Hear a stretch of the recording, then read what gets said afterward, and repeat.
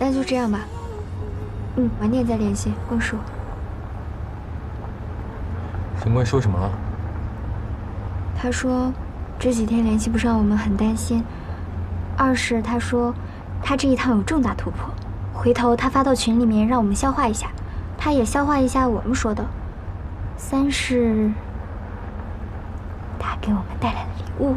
礼物？什么礼物？那他没说，但是神棍带来的礼物应该非同凡响吧？非同凡响，但愿吧。哎，对了，之前我跟113都要留下来陪红纱，你为什么冲我使眼色啊？他留下来比较好。为什么？那我和红纱是姐妹，我留下来不如113啊。失忆人对失忆人，他们会有共同话题，聊得更多，会把心结给聊开。好吧。打他！打什么打？你的吗？我可以打开看看吗？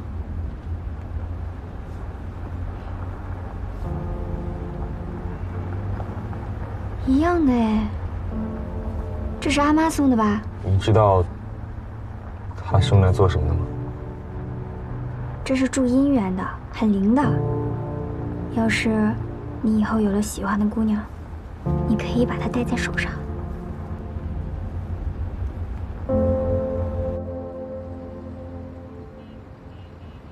一会儿前面休息一下吧。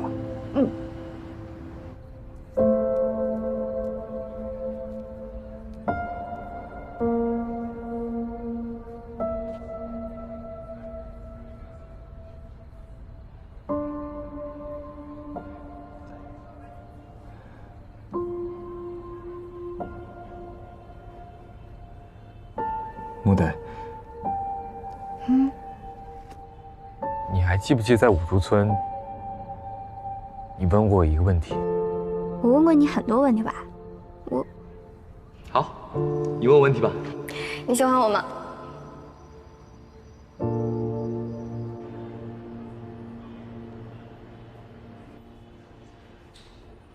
那个问题，我一直没回答。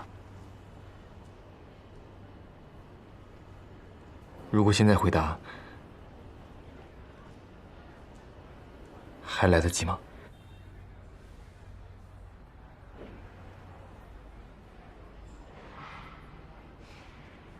你说过，两个人在一起最好的时机，就是你喜欢我，我也喜欢你。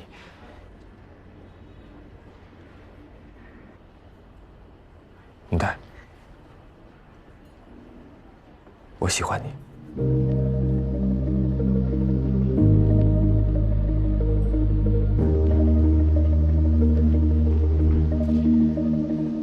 但我不知道你现在怎么想。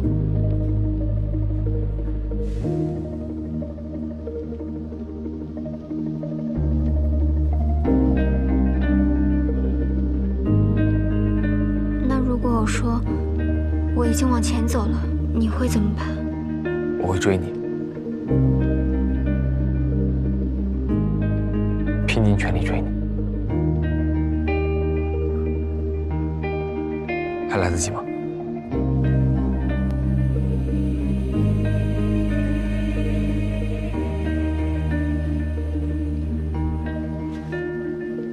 妈妈很灵的，对吧？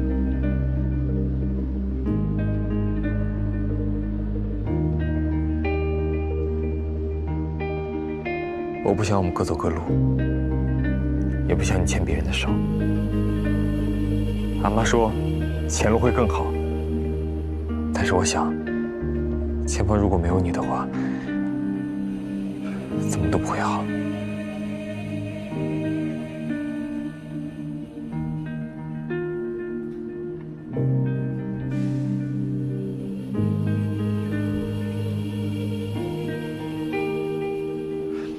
没关系，我。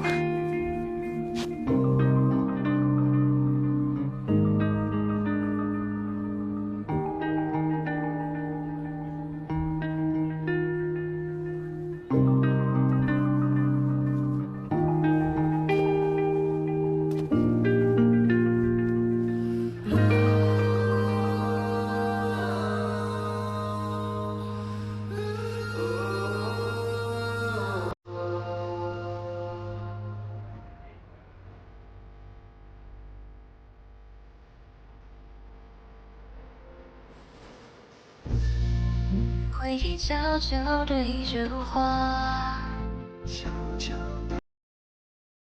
滚！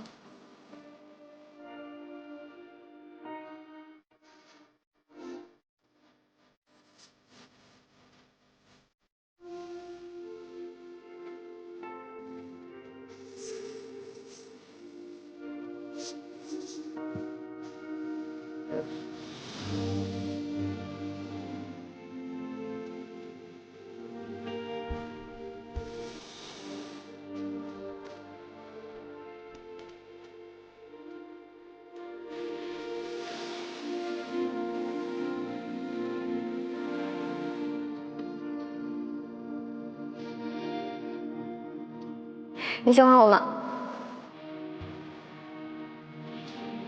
我喜欢你。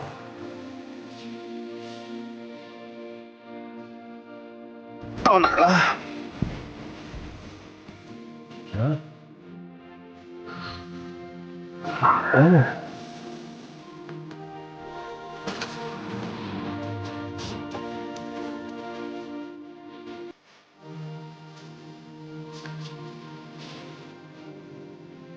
多么温暖啊！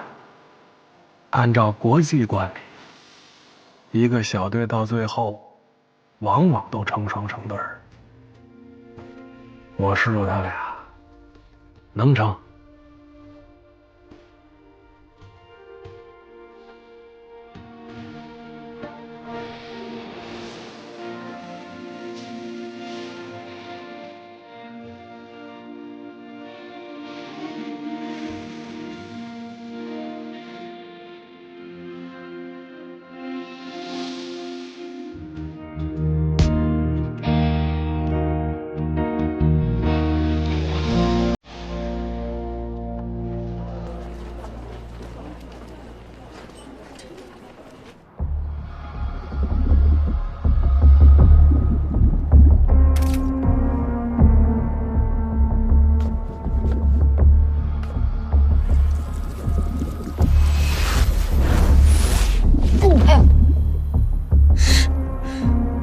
真讨厌，张牙舞爪吓唬谁呢？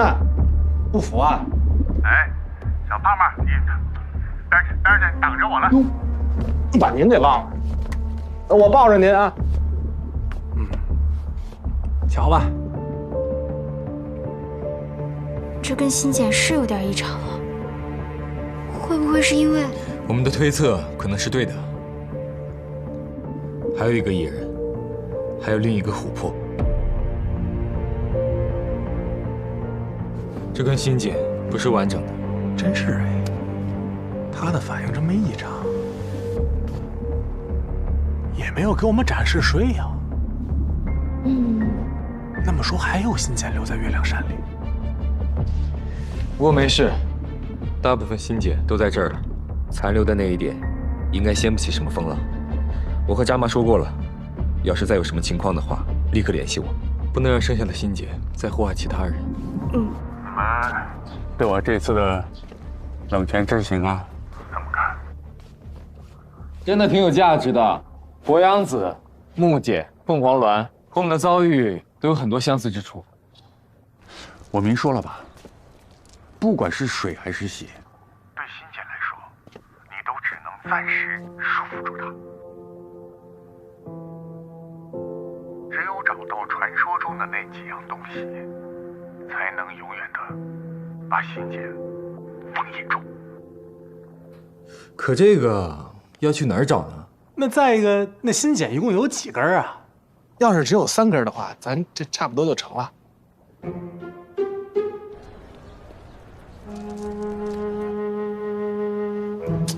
什么提携？肯定是问住了他。罗小刀，哎，来了。曹胖胖，我花钱是雇你干活的，你可倒好，罗小刀，花钱做生意就了不起，人走了8、9天，这粗门店装修都成了我一个人的事儿。知道了，I'm sorry。烧什么软？以后我伤点心好吗？你看看你你什么那多远呢？他说他还有重要的事要办。放屁！你说扒拉他皮我忙的呀，我都没有时间照顾娉婷了，多亏了人家连小姐。要不然这事他这。连小姐，凤凰楼斜对面的那个莲烟店的老板娘啊，听说咱们要装修了，人家很热心，出了不少好主意呀。你和他怎么认识的呀？这不是刚跟你说了吗？邻居啊，一个邻居都比你上心呐。这个连小姐，以后不要联系了。为什么？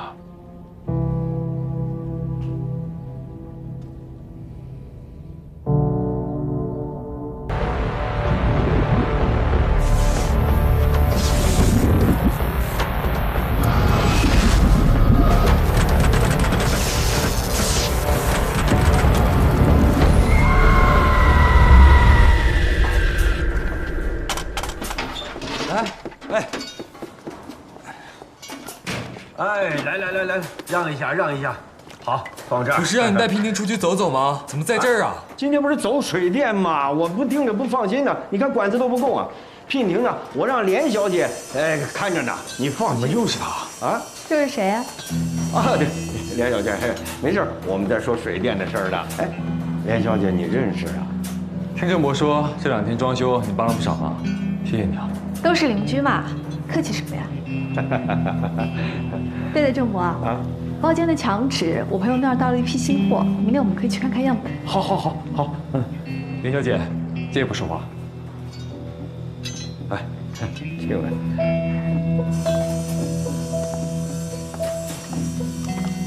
娉婷，别在这儿待着了，你看这乱着呢。来，到这儿来。娉婷，来。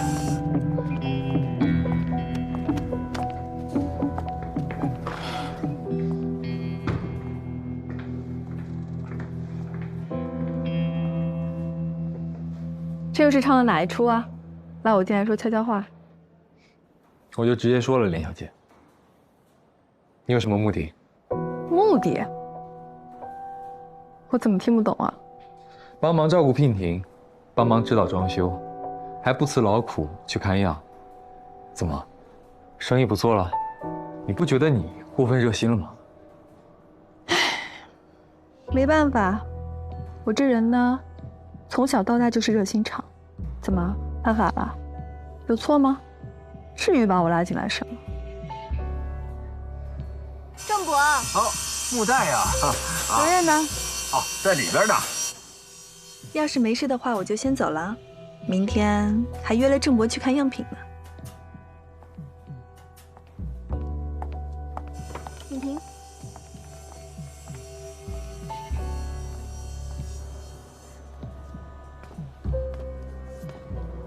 郑伯说你在房间里干坏事呢。我？他说你把人家漂亮小姑娘拉到房间里来，不让人进，你想干什么呀？老实交代，漂亮姑娘呢？在这儿呢。郑伯还说，人家连叔看个墙纸，你就不高兴了？他怎么惹你了？你怎么对他这么反感？我不知道怎么说，他总给我一种不舒服的感觉，而且他整天围着娉婷和郑伯转，我心里有点不踏实。那明天我去看墙样吧，我也是凤凰楼的股东，也该干活。回头呢，我就把他的工作全都交接到我这里来，这样就不用麻烦他了。你觉得呢？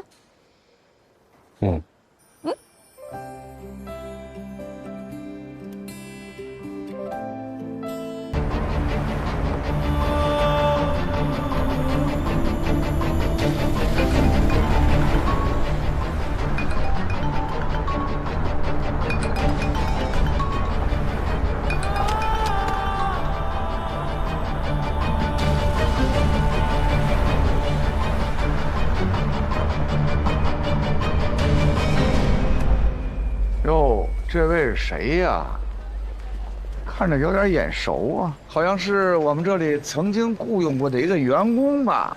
不是程叔，您可别这么说，我真不敢了，我以后不这样了。叔，我觉得这小子认错态度还算可以。是，再说这些天咱面试的那些替工都不得领我，笨手笨脚，这小起码一个顶仨。我领我。我告诉你，不许再有第二次了。绝对没有第二次了。赶紧来干活吧。哎，于万三，走爸爸，上车。哎，您受累。哎，你也这样说？哎，你什么玩意儿这是？你是说连叔是那个女人的女儿，还挟持了小老板娘？那女人身上的琥珀，可是我师傅献下来的，连叔把她抓走了，这打击报复。怎么样？哎，说是开车走的，白车，走了1、2个钟头了，这没法找啊。要么咱报警吧。报警？那人家销售场合都说了，2个人有说有笑提着烧烤上的车，证据呢？我们拿什么证明那是挟持绑架呀？用最笨的法子，查沿路电部摄像头。走。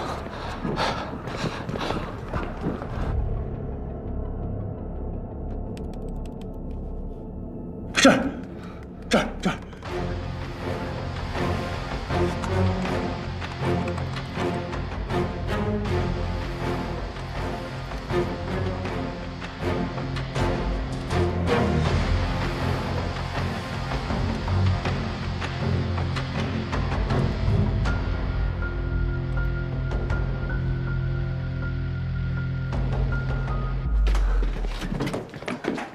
哎，谢谢您啊。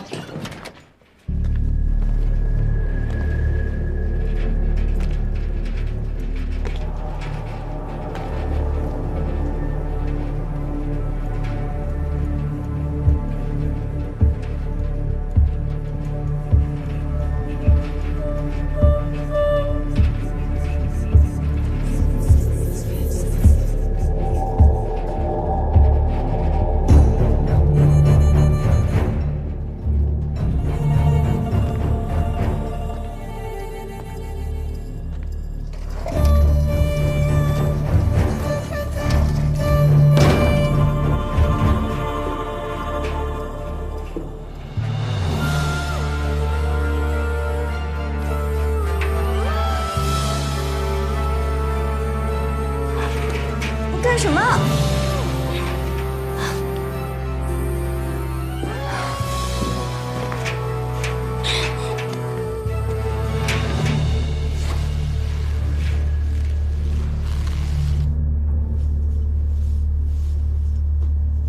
你干什么？我也不知道我在干什么，我只是觉得把你吊起来，一定很好看。我哪儿得罪你了？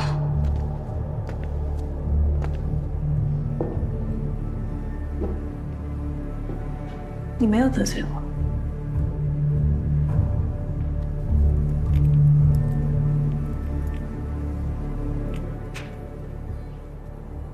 你得罪的是他。特高，骗者，有不规则断口。过去你们未必知道发生了什么事情，他只是觉得琥珀是个保命的宝贝，所以就分给了他孩子。你老家是不是在月亮山？有一个小姐妹是野人，对不对？那种又脏又臭的小畜生。我的姐妹，她配吗？可是你妈妈一直在照顾她。那是我妈，她疯了。她隔三差五的就往山里跑，给野人养崽子。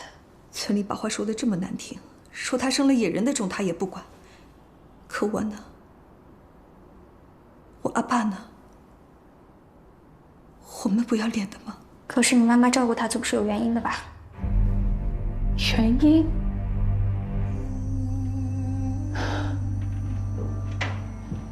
她有一次进山采药，一连几天没回来。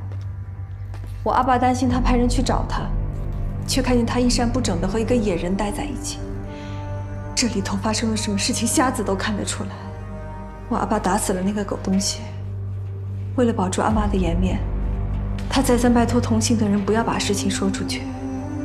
可是他倒好，他却说什么自己进山遇险被野人给救了，是我阿爸没有搞清楚状况杀了野人，他心里愧疚，太可笑了，说的跟真的一样。你为什么不信你阿妈？万一她说的就是真的呢？可可那是他编的。他也知道自己被糟蹋了没脸，故意说什么报恩的瞎话，报恩会连自己的孩子都不要了吗？我可是他的亲生女儿。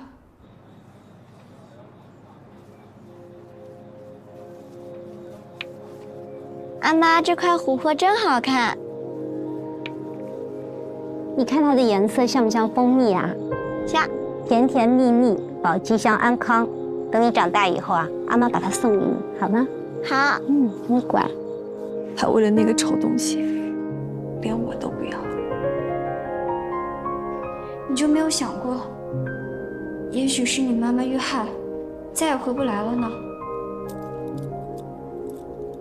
再也回不来了。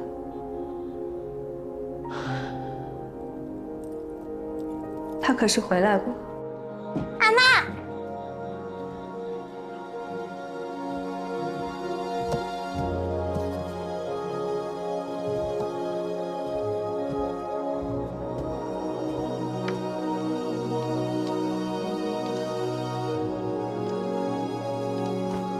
他把琥珀留给了那个小畜生。却留了这么个丑东西给我。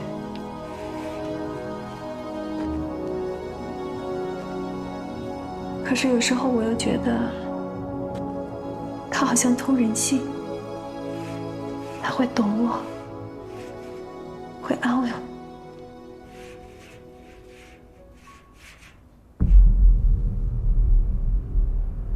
和你说这么多也是浪费时间，还是赶紧上路吧。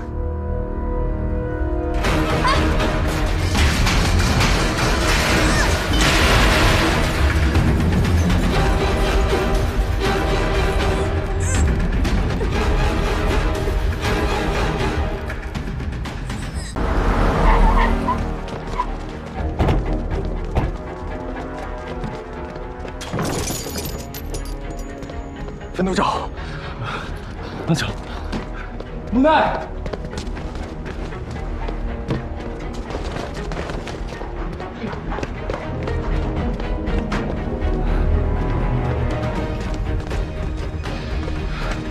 你去那边什么？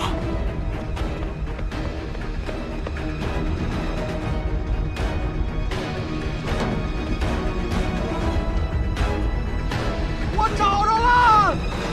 小花哥，这儿，我找着了！哎，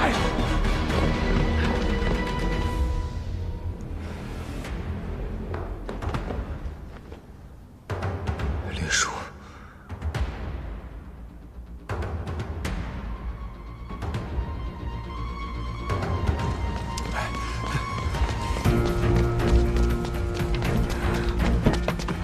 这应该就是最后一块琥珀，你赶紧送回去，这里我来解决。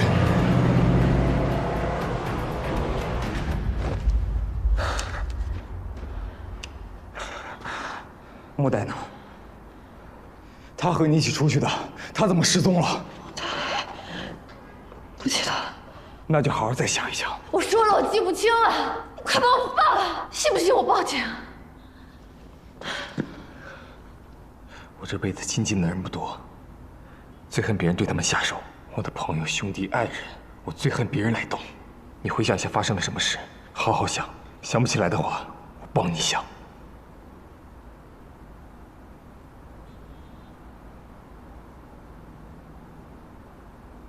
我第一次见你，就有一种很奇怪的感觉，让我觉得又畏惧，又兴奋。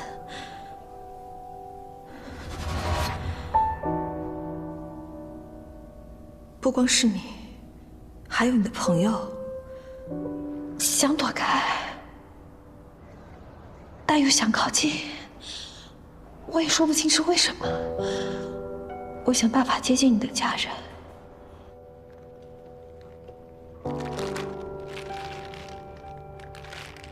2楼有个房间，我觉得很清静，但是门一直锁着，我进不去啊。这次你们回来，情况又有了新变化，像是有一个声音在一直召唤着我过去。姐姐，2楼不可以。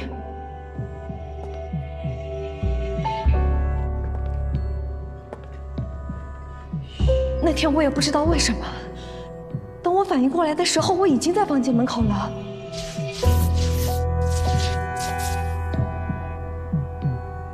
脑袋里却一直想着，想什么？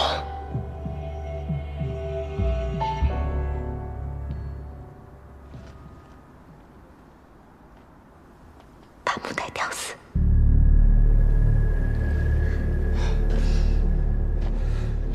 然后呢？吊死。然后呢？然后我给他下药啊，把他带到了这里。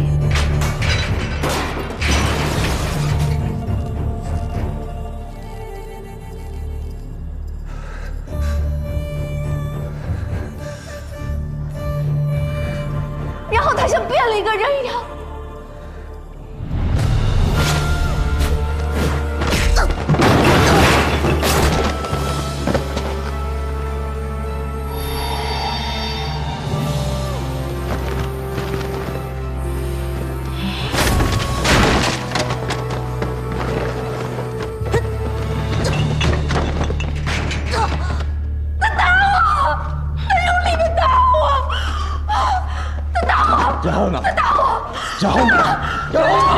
木袋呢？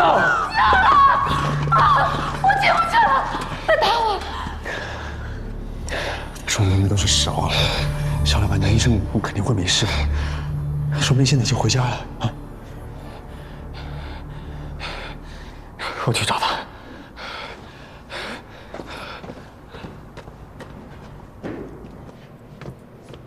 由于这会儿小罗哥在忙，就由我来为大家做实地记录，以便日后讨论。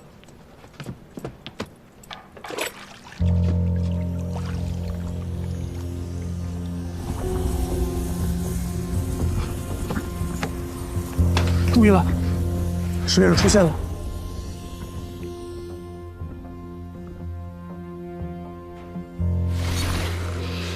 八家院不是烧了吗？怎么又修复了？被烧的女人怎么也康复了，还过上了幸福的生活。以上就是这次水影所展现出的故事。但是有点奇怪，你这个院儿烧了还能再建，人烧了能跟没事人似的？这故事情节难道是倒叙，从后往前讲的？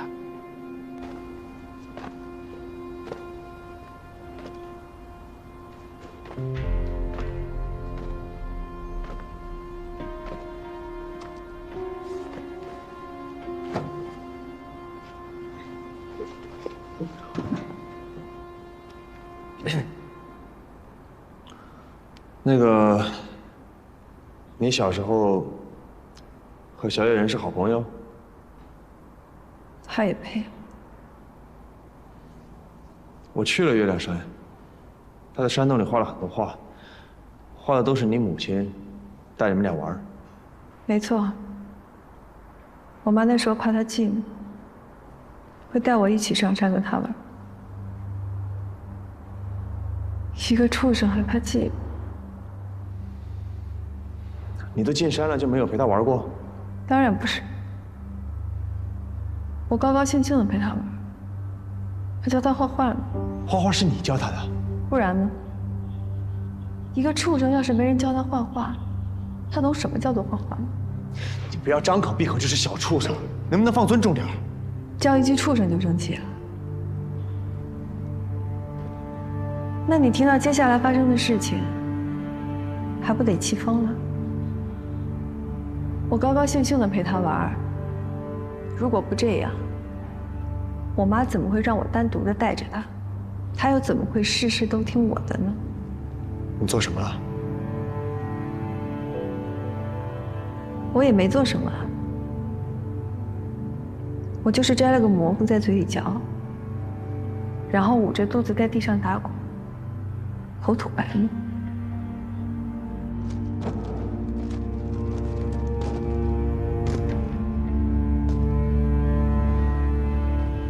庄中毒，然后让他带你去寨子。进来寨子我就好了。我大喊，我大叫，我让村里所有的人都来看他。你真该好好看看他被人砸石头的样子。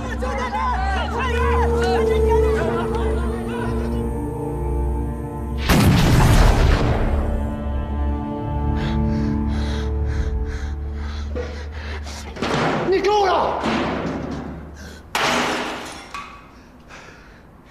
我告诉你，他就是活该。我本来有个幸福的家，就是因为他全没了。我妈不要我了，我爸给我找了个好妈。你知道我过的是什么样的日子？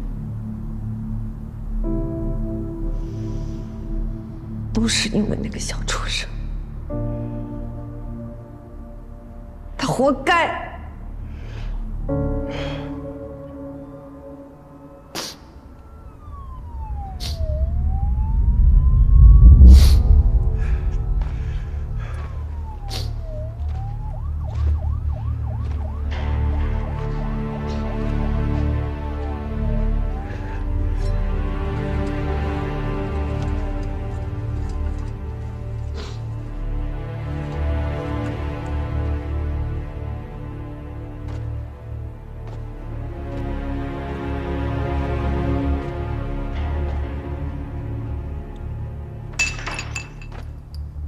连小姐，你根本就不懂他们对你的爱。你有一个有情有义的母亲，你还有一个正直、善良的妹妹，你都失去他们了，但不是他们不要你，是你不配，你从头到尾都不配。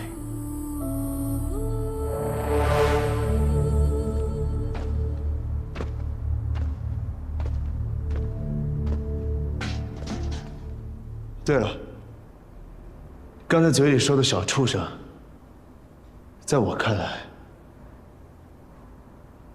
比你更像人。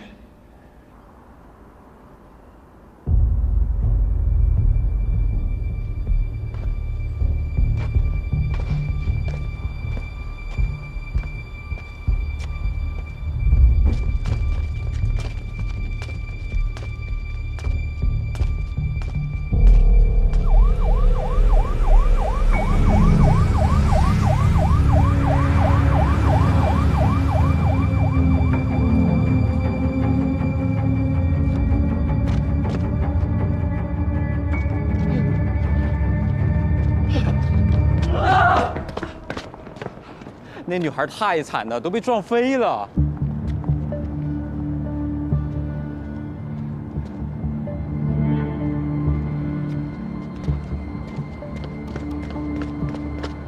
哎呀，这是怎么撞人这么惨啊？警察都来了。哎呦，你看这满地的水渣子，看血。对呀，哎呀，这这么惨，你说这人能活吗？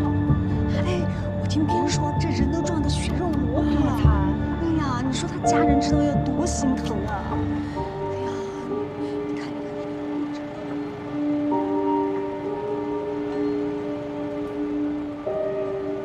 医生，医生，快！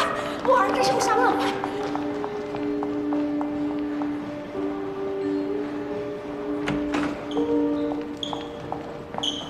医生，我是家属，他怎么样了？你是家属啊？对。头部有外伤，但 CT 检查未见颅内出血，但是情况不明，带到 ICU 观察。那没事吧？得观察观察。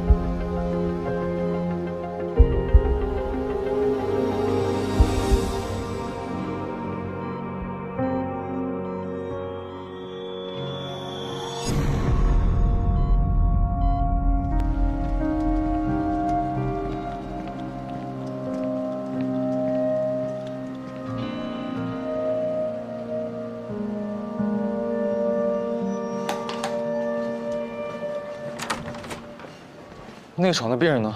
出院了。出院了？办了手续，天不亮就走了。哎，等一下，泰尔的东西落床上了。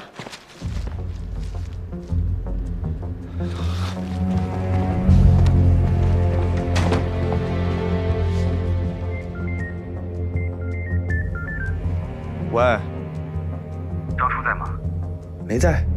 张叔给我留了张纸条，他说和老板娘有急事要出趟远门，让我看着酒吧。我刚给他们打电话，一直没人接呢。好，我去找万婆婆要消息。喂，喂。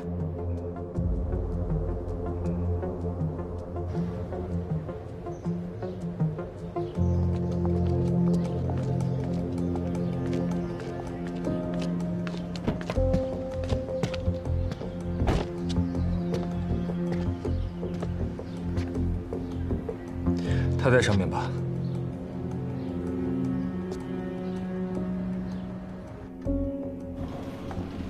可以让莫代在这边再待几天，我们再观察一下。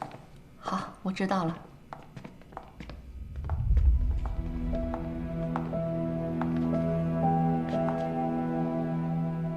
好久不见。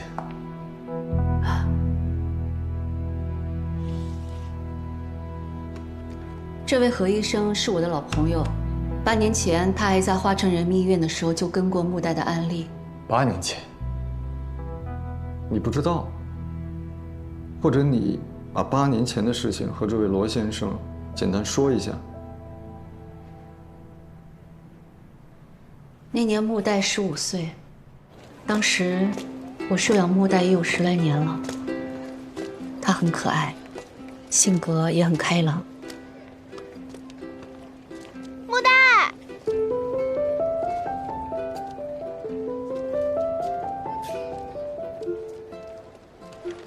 你的，谢谢。走，我刚才还在找你呢。我们待会儿去哪儿？他在班上有一个好朋友，叫沈文，两人形影不离，好的就像一个人。但是后来出了一件事。他俩放学后会一起去一个补习班，但是有一天晚上到了11点，两人还没有回家，手机也打不通。我们后来找到老师，才知道他们当晚逃课。我跟文文的妈妈从学校开始一条街一条街的找，最后找到了一个巷子口。文文，带他去哪？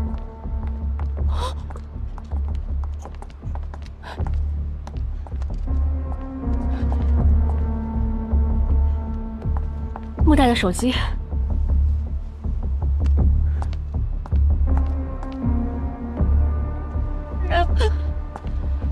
没事没事。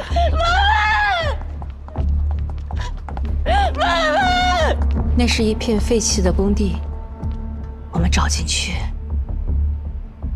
看见了穆代摔在了楼下，脑后一大片血。后来，我们在楼里找到了文文。我问他死了。穆代昏迷了好几天，醒来之后告诉我们，当天晚上他和文文逃课去看电影，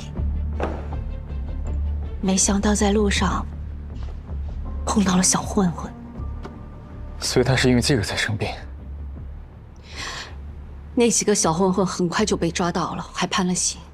可是沈家的人失去了孩子，那种痛苦无处释放，所以他们就把错归咎于穆代。文文是班里的尖子生，一向乖巧听话，沈家一直认定是穆代怂恿文文逃的课。要不是你带着他出去，能发生这种事吗？再加上有人说，其实文文可以逃掉的，是为了救穆代才折回去。你给我妹妹跪下！跪下！跪下！跪下！跪下！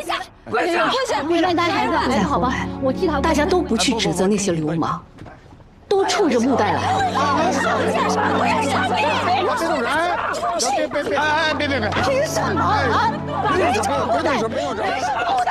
穆代当时撞伤了头，对那件事情记忆非常模糊。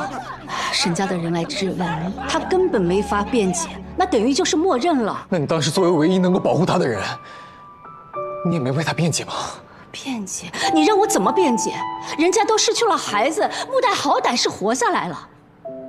我也劝穆代忍一忍，忍一忍，忍一忍就过去了。但是直到那一次，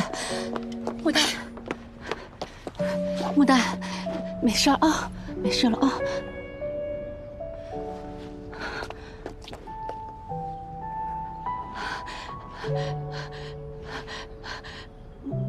穆代，这谁干的？谁干的？这是谁干的？你们也太过分了吧！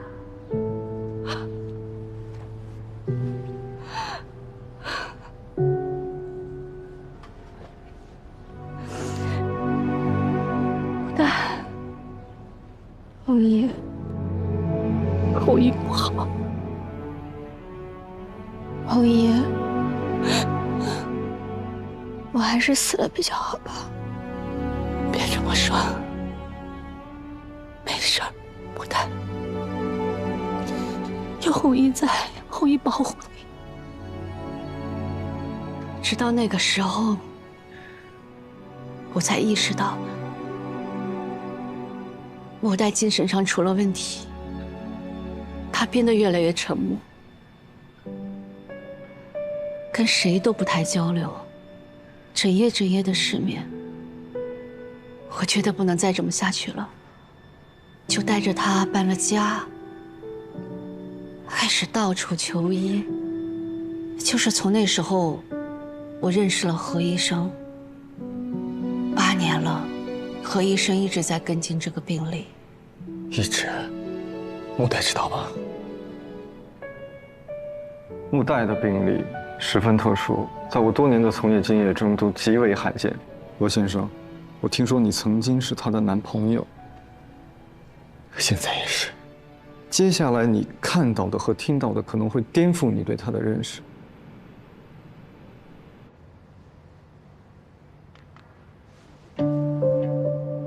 当年我建议霍女士留意穆代的日常行为，最好可以在她不知情的情况下拍摄一些视频。一方面，我们可以更加全面地监察他的情况。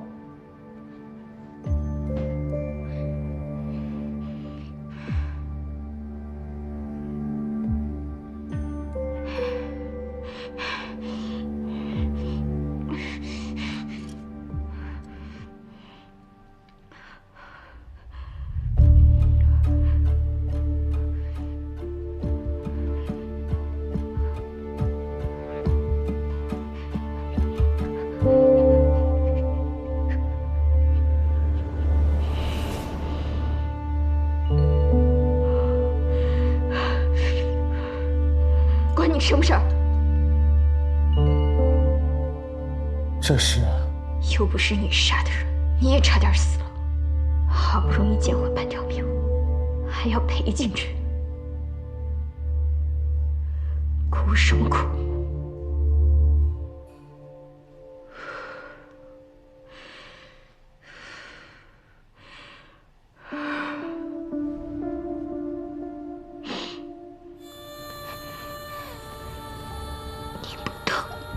你不懂，我真的很难受。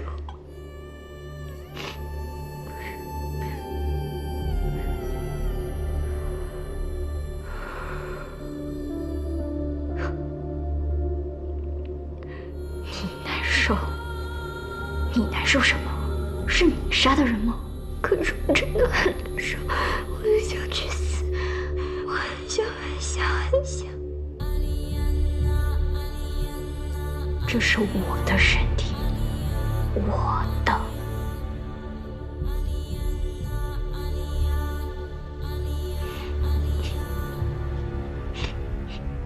好吧，那我怎么办？那我怎么办？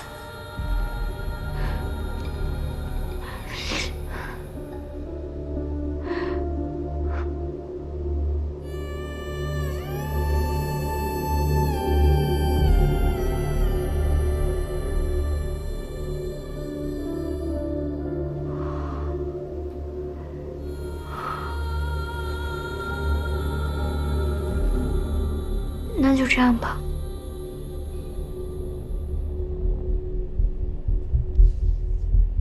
个解释。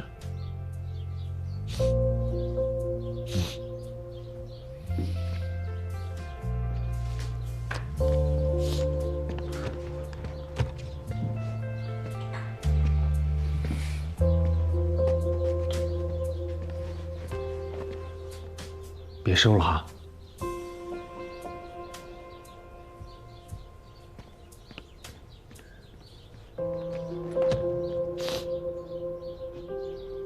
真有心结。你们先消化一会儿吧。消化一会儿，是不是有什么深意啊？啊？羊肉？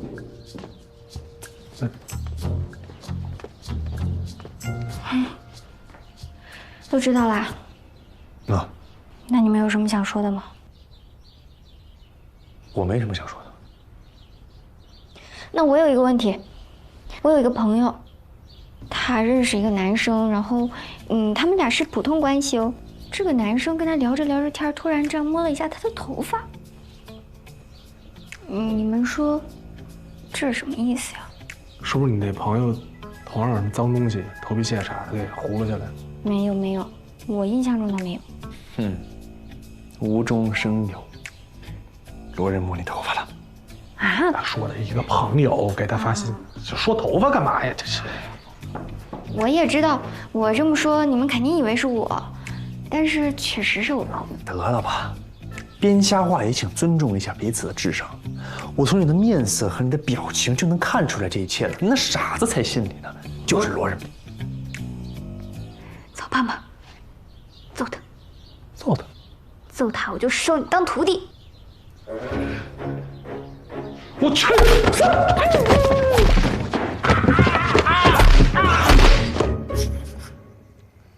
师傅，啊，可以理解是吧？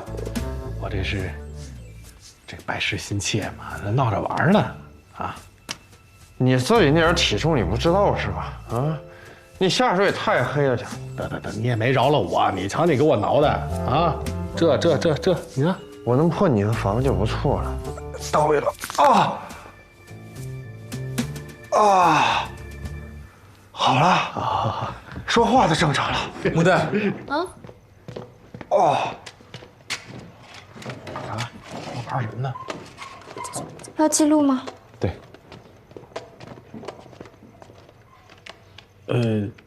您这是要？沈先生实时连线。你打死了？你觉得他如果真的要出来，保鲜膜有用吗？你说的对，也是。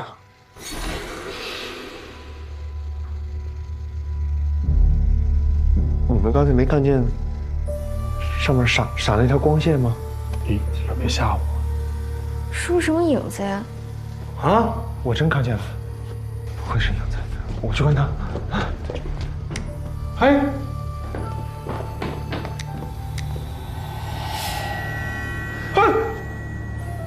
我没看明白，这是什么光啊？摄影机里看不到光。这一次跟上一次还不一样，一笔一画的。这幅图，这图是不是有什么含义啊？我去拿笔。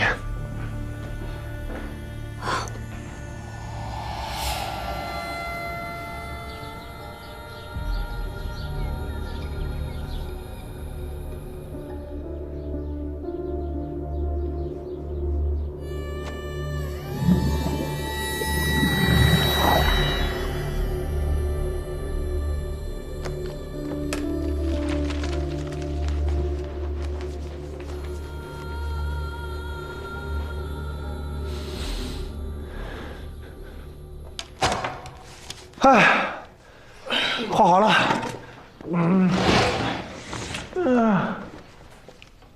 这个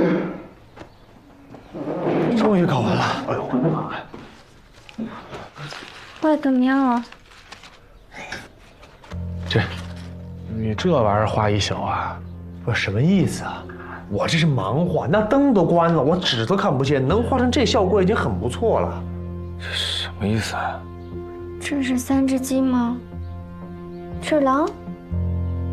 更像是狗啊。那鸡和狗什么意思啊？不知道，已经很明显了。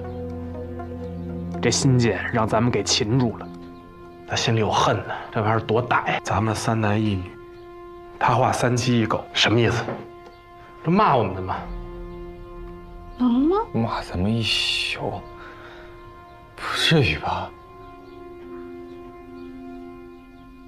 ？4K 高清观感，还防弹玻璃，水温可控，监控可连接，蓝牙。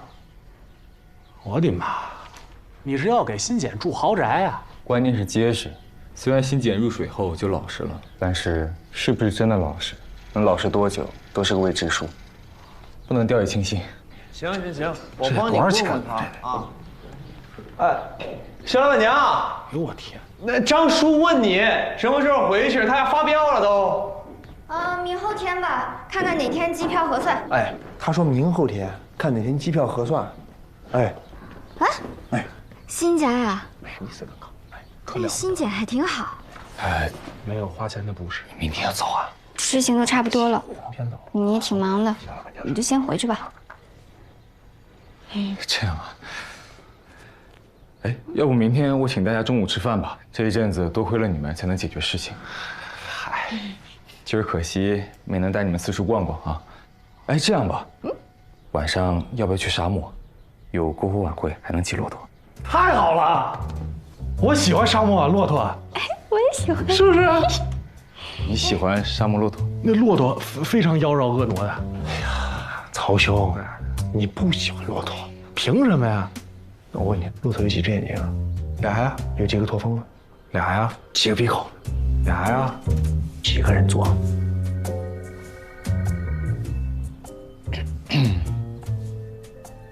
啊，我不喜欢骆驼。我恨骆驼。没事，那他俩都不想去，那咱们还去吗？那你想去吗？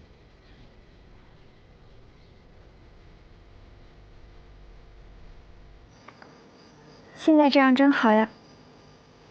辛简的事情结束之后，整个人都轻松多了，算是结束了吧。不过对于我来说，娉婷好起来，比其他的都重要。辛简是什么？我一点都不感兴趣。所以，在我们这里，应该算是了了吧。下次见面不知道什么时候。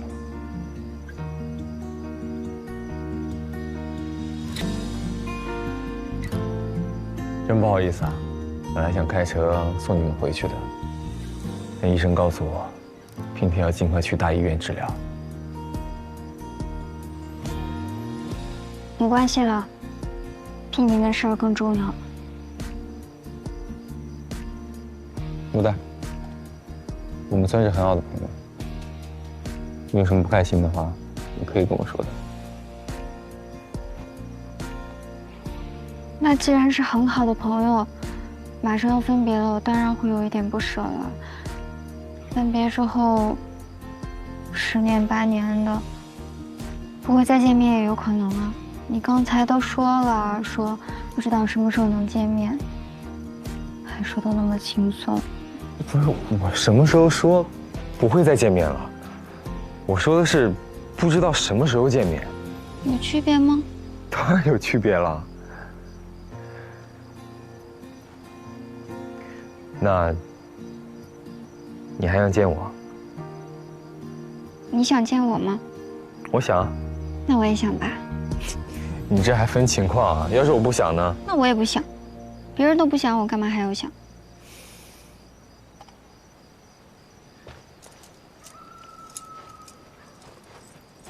医生告诉我，娉婷在小山河得不到很好的疗养，要去南方才行。当时他一说，我就想到了利息。你知道的，我在利息租了套房子，在考虑要不要续租。但是又怕招人烦，怕被说什么罗任，你怎么又来了？不过现在好了，既然大家都想见面，就麻烦小老板娘帮我照看一下房子，等娉婷去完医院，我们一起过去，好吗？那我就勉为其难的抽空帮你照看一下吧。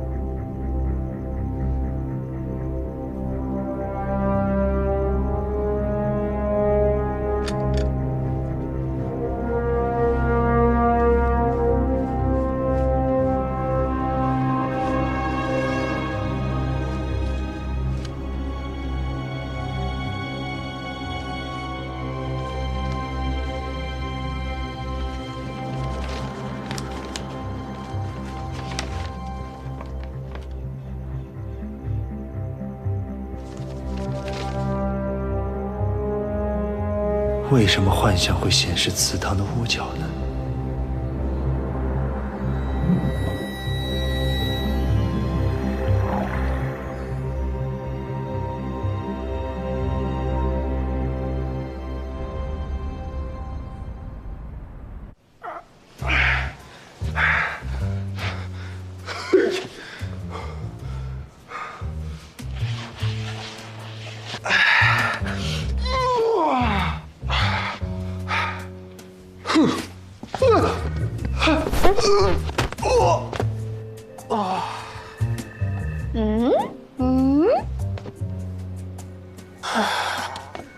这给我留下吧，留。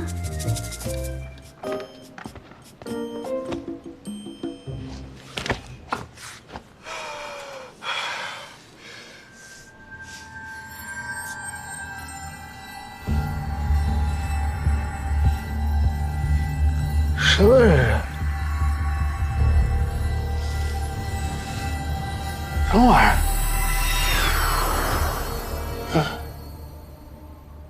他应该劳逸结合，我都出画了。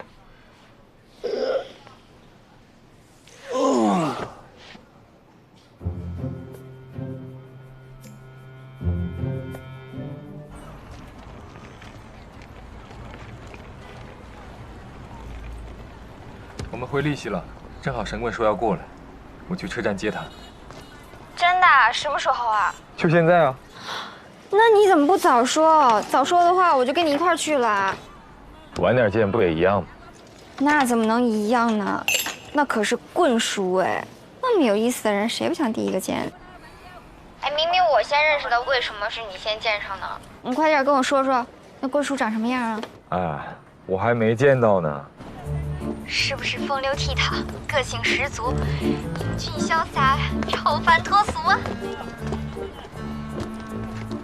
不对，你那个说的不是神棍，你说的是偶像剧男主。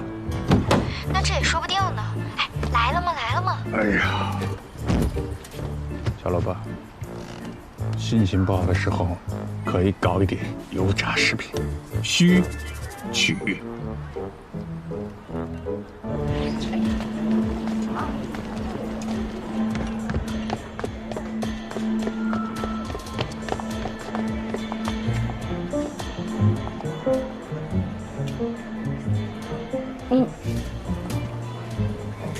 您是棍叔啊？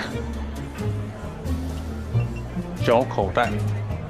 来，这个必须用手抓，你用筷子美味少3分，你用刀叉美味少10分。来抓。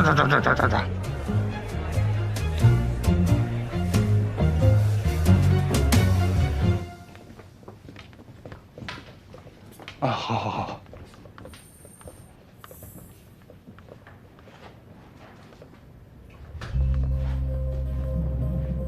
哎，身子骨薄啊，感觉坐车都能吐了。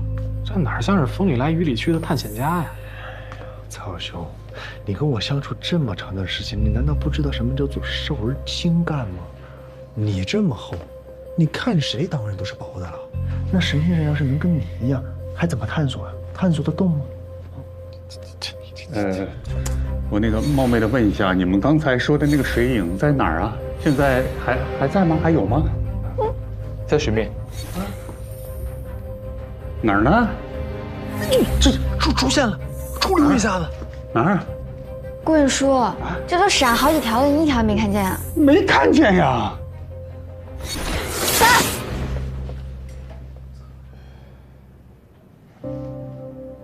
你们说的那个水影，它到底在哪儿啊？要不换个方向，你往这边偏看看。哎，这人太惨了，身子骨不灵，眼神也不济。是不是就只有棍叔看不见？还是说，只有咱们能看见？不能吧？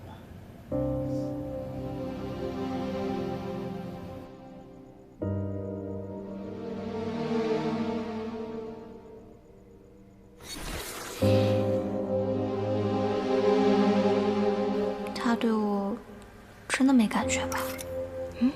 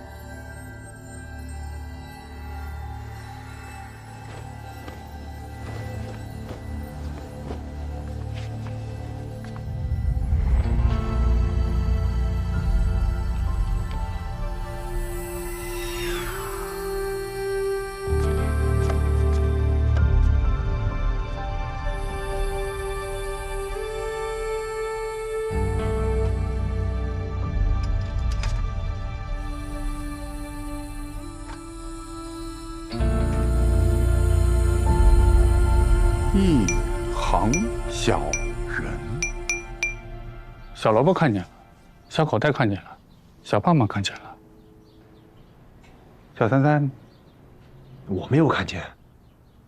估计你用不了多久也可以看见了。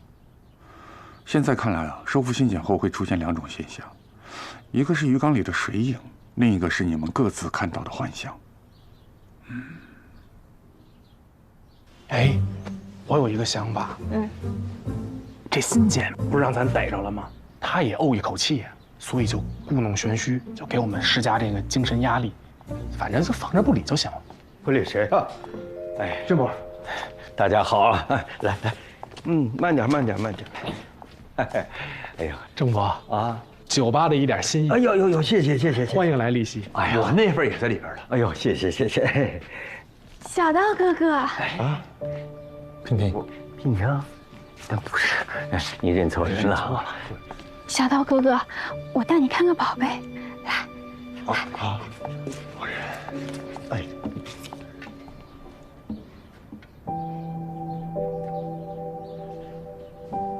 大家都坐啊，坐了，留下来吃饭吧。我多烙几张饼，尝尝我的手艺。你们吃吧，我就是来找棍叔说点事儿，回去还得忙呢。啊，棍叔，那我就先走了啊。吃完早饭再走吧。葱花饼。哎，郑伯，我那边还有点事儿要忙，我先走了啊。哎呦，慢走啊。拜拜。哎呦，罗哥，你是不是哪儿得罪我小师傅了？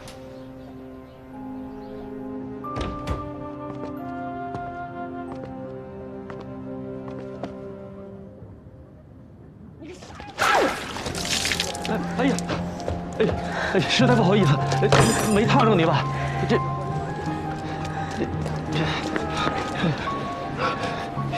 你们干什么？不是我也不知道是怎么回事，这还好汤不热。是不是他？算了，别怕，我来处理。算了，罗小东，我来处理，没事。算了，我说算了。对不起。莫代。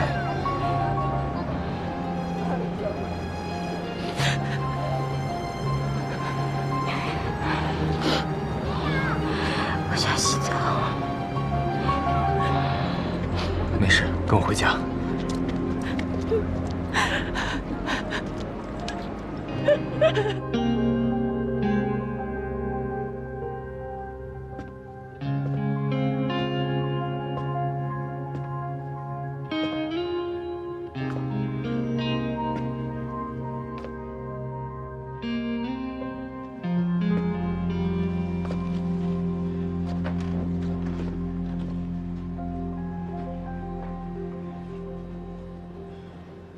刚才的事儿，你想聊吗？主任，你是做什么的？都不用工作的吗？哦，对，你们家里有钱。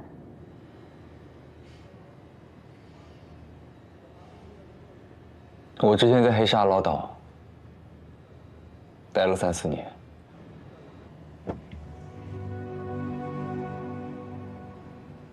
黑沙老岛，那不是国外的战乱地区吗？那里治安不好，需要大量的安保人员。我受雇于一个酒店集团的安保中心。那不是跟我一样吗？我之前叫我大师兄帮我联系工作，也是往保镖的方向。你要非要这么说，咱俩是同行的话，差不多。好了，我说完我了，该说说你了。你从小被胡子红收养，那之前的事儿，你还记得吗？哎，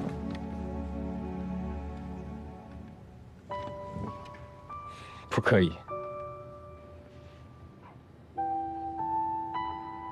记得一点，不多。我是被我妈妈遗弃的。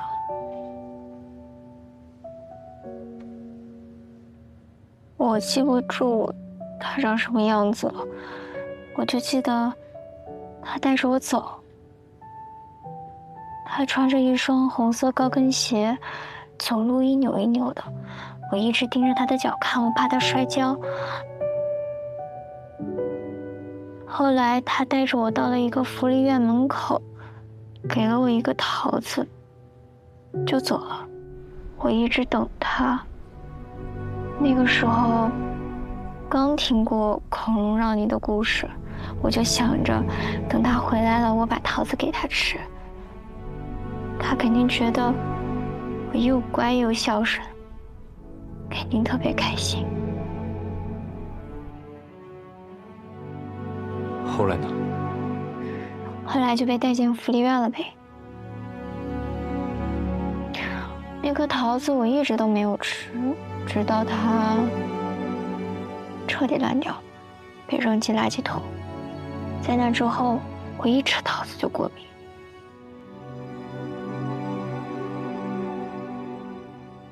调了之后，是不是觉得咱俩还挺像的？又是同行，原生家庭又半斤八两的。还真是。星星惜星星，此处应该干一杯。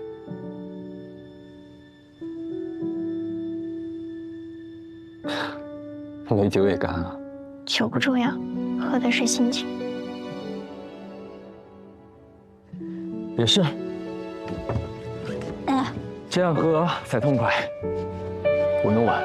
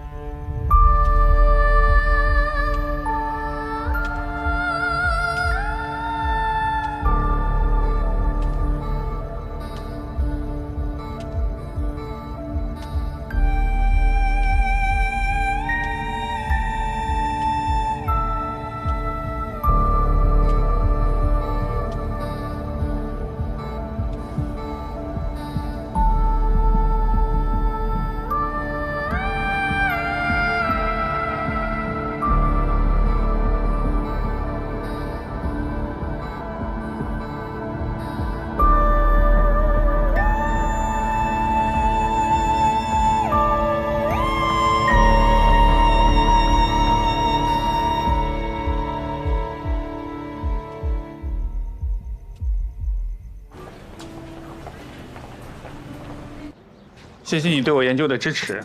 就2件事情不让我做啊，这也不让做，那也不让做。哎，我是不是白来了？我就你研究太激进了，咱们能不能慢慢来？怎么慢慢来？比如说，你取一点新检的水样去研究，我是赞同的。那非常好。但你说什么加热、加盐、加醋是什么意思？你觉得合适吗？哎，那你考虑一下。桌面上有字儿，念出来。珠玉宝石，受月华，不受寸土掩盖。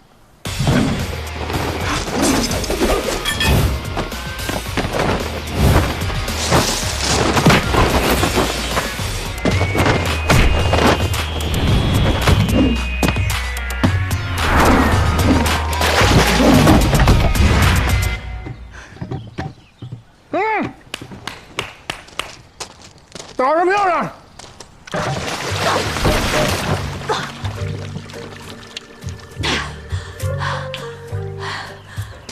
师妹啊，跟你说多少回了，下手轻一点，你再给人呛着。你好，你好，有个人向我推荐的你们门派。红纱他一个人从来没出过远门，我就想给他找个女娃陪着他走一趟，最多4、5天，这一路上吃穿用度全包，酬劳2万，定金1万。大师兄，下血本啊？是实际的情况，还可以再加。那这一趟是去哪儿啊？具体做什么呢？红纱，说给他听。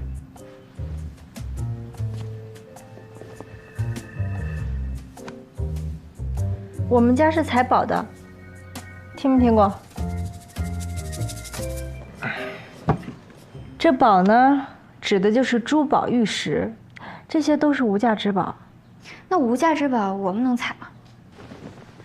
你这人怎么一点耐心都没有啊？想开采矿藏里的宝石，也都用设备的，那么费劲的东西，我们是不采的。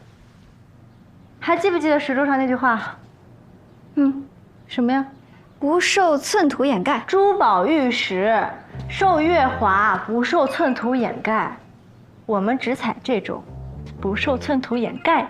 那不受寸土掩盖还等着你去取啊？那早被人扒拉走了。外行就是外行哈，你们是不是都以为珠宝玉石是不灵不灵自己堆那的吧？人家外头要么裹石壳，要么裹土皮，我们普通人当然看不出来了。那得靠一双神眼，去辨别它们散发出的宝气，明白吗？我们采宝人不挖土，只下水和下井。下水呢是采珍珠玉石，下井就是采宝石。古书记载，宝石在井，上透碧空；珠在尘间，日在郡。别讲那些灰色人听不懂的，告诉你吧，我们采宝的讲究的是练眼，靠着眼睛辨宝器、定方位，但这个法子太费眼睛了，所以练眼的人后半辈子都是半瞎子。我有个儿子，也就是红纱的二叔，他不肯练自家的本事，喜欢用自己的法子。前些日子去了桂地一带，说是去采宝。前2天我联系他，怎么样都联系不上。那电话是通的，就是没人接。查定位，就是在那一带。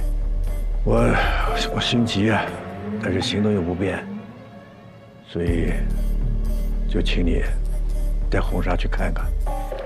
桂地、高原湖一带，方便问一下具体位置在哪吗？合浦、五竹村。这么巧。前方隧道被封，请绕路。前方隧道被封，请绕路。刘三，前面的路好像不通啊。这种荒郊野岭导航出错是常有的事儿。你信我，这隧道出去10几20里就是五竹村，我可记得太清楚。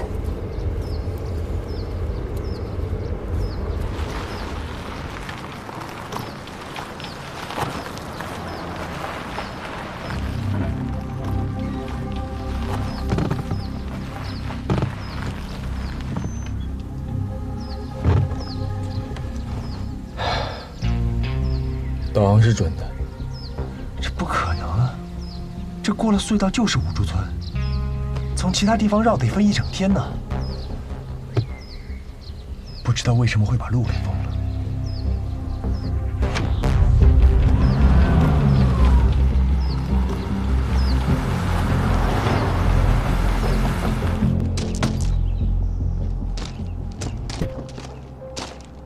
哎，我行李。我是你保镖，又不是你生活助理。哦，对了，到了合浦之后怎么走，坐什么车，事儿办完了之后住哪儿，你都包好了吗？你都查好了吗？你爷爷说了，到那边吃穿用度全包，记得安排哦。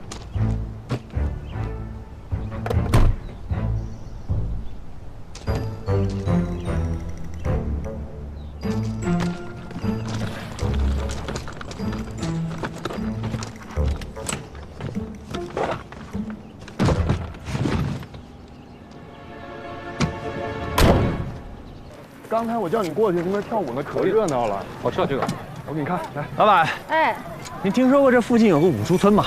啊，我知道呀，你要去啊？啊，以前呢还能从老隧道过去，现在啊隧道封了，过去就得绕远了。你们可以坐火车呀，火车到那边还有路走。那您知道他为什么好端端的隧道就封了呢？那边没人了呀，都空了。空了？啊。哦，我听说这五竹村它是个采珠村，世代采珠的，怎么会说空就空呢？真空了，都没珠子采了，都搬走了呗。没珠子采了？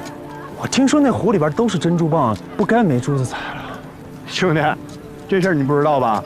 说是有一年中秋节晚上，传说中的老蚌晒月真出现了，湖岸上全是珍珠蚌，结果也不知道被哪个混蛋小孩倒上汽油，一把火全给烧了。什么人啊，干这种缺德事儿？谁说不是啊？我听说啊，从那以后，这一带再也不产珠子了。听当地人讲呀，是得罪了水神，遭报应了。我倒是觉得这个万物皆有灵性，你说你拿火烧它，它肯定恨死这个地方，所以人家再也不来了呗，对吧？是呗。你说你去那儿干嘛？那儿现在什么都没有，而且我听说了，那个村子现在还闹鬼呢。真的假的呀？你不知道这事儿啊？哎，别说瘆得慌。哎呀，不是，来喝一个，来，我来。来一个，来吧，一起吧。哎，过敏。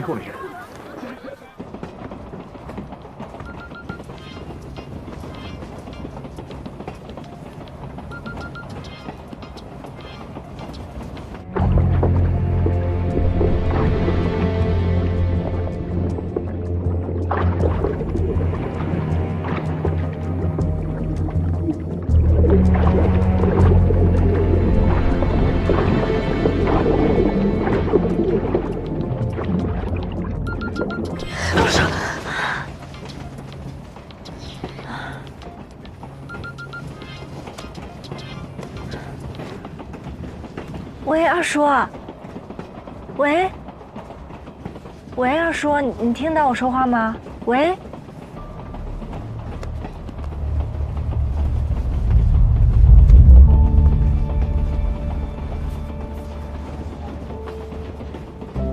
对不起，拨打的用户暂时无法接通，请稍后再拨。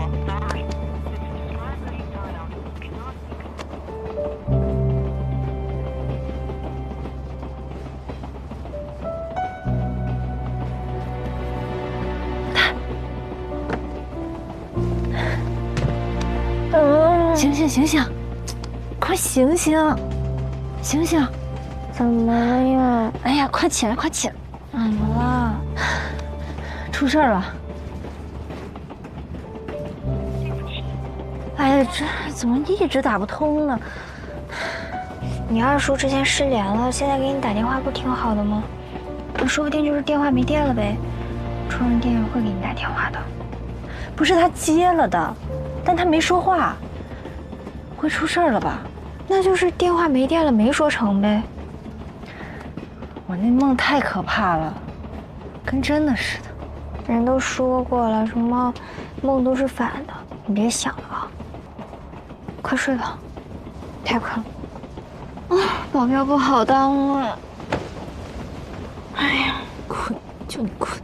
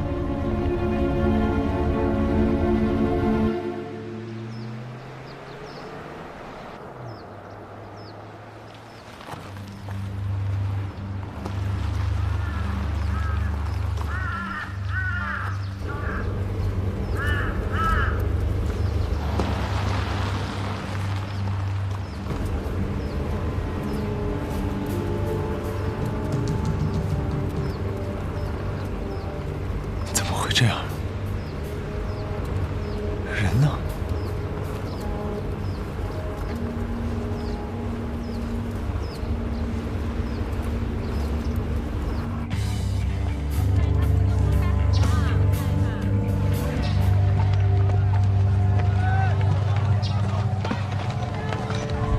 这个地方会有车来接我们吗？你放心，我都安排好了，人家是专业的。还保镖呢，一点都不注意观察生活。这里，哎，不是吗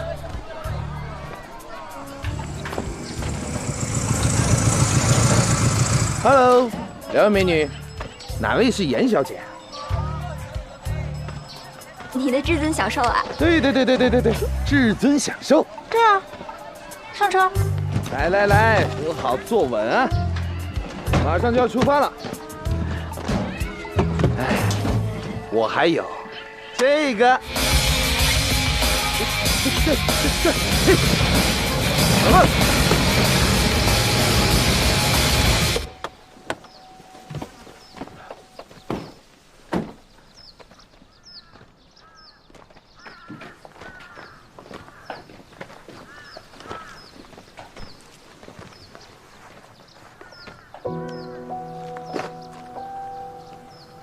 怎么会这样？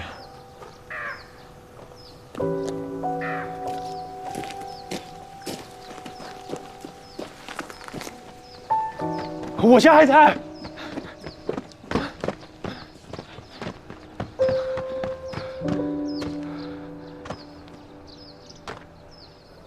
这是你家。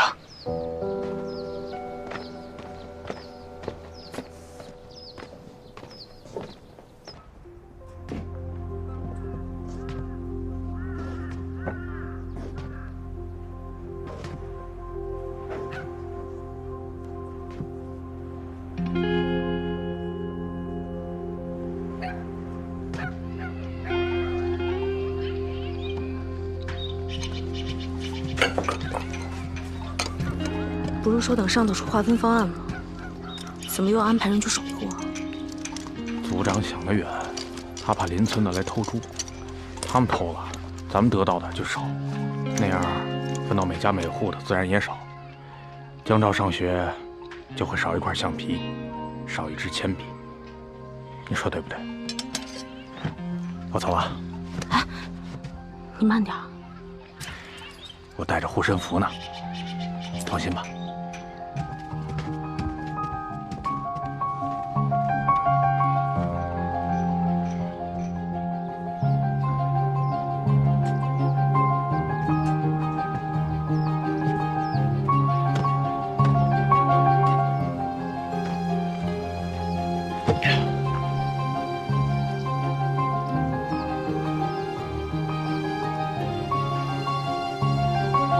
这里没人，你要有什么心事，堵得慌的话，你就跟我说说。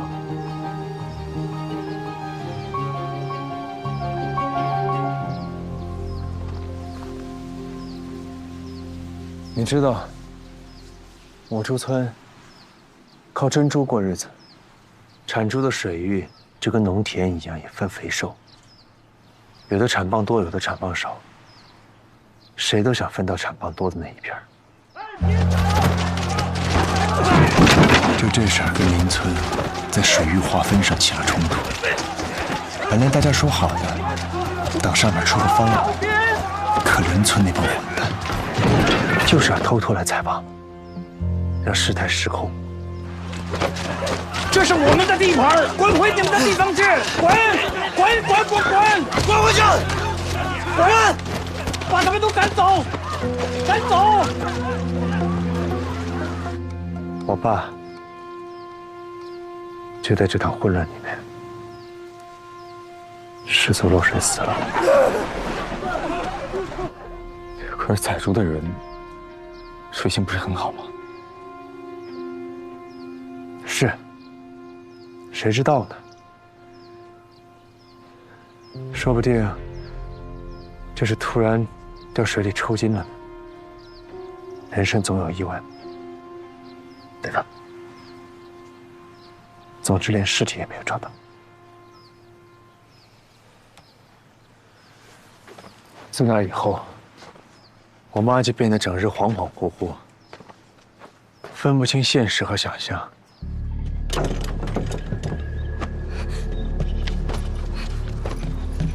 妈，你干什么？我找你爸去。妈，外面风太大了，不能去。妈，你听见了吗？你爸喊我帮忙呢，他在采竹，竹子太多拽不过来，我得赶紧过去。妈，不能去，风太大了。妈，你自己看。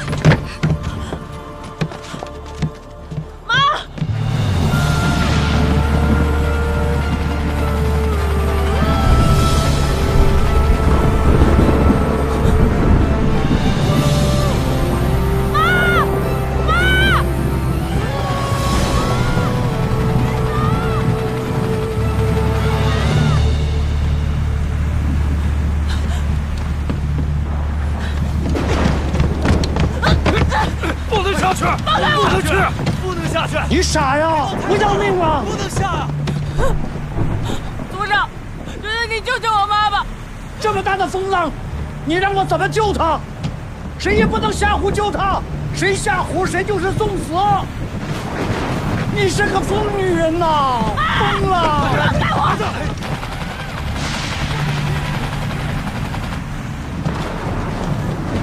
放开我！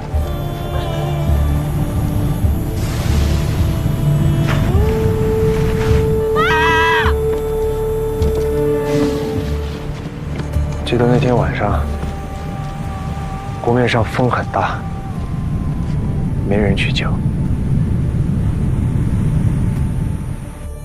第二天再去找的时候，就什么都找不到了。你是不是觉得我很倒霉啊？反正我是这么觉得。记得那阵子，我经常偷偷的跑去祠堂，问水神爷：“我是做错了什么？我们家是做错了什么？是我们家哪儿得罪他了吗？”但是没有任何回应。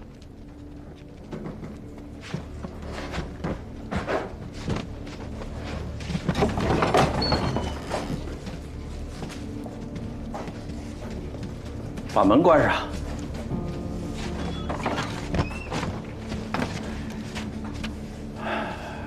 让你们几个过来，是想跟你们商量一下江照的事儿。这孩子可怜，他以后上学呀、成家呀，都需要不少钱呢。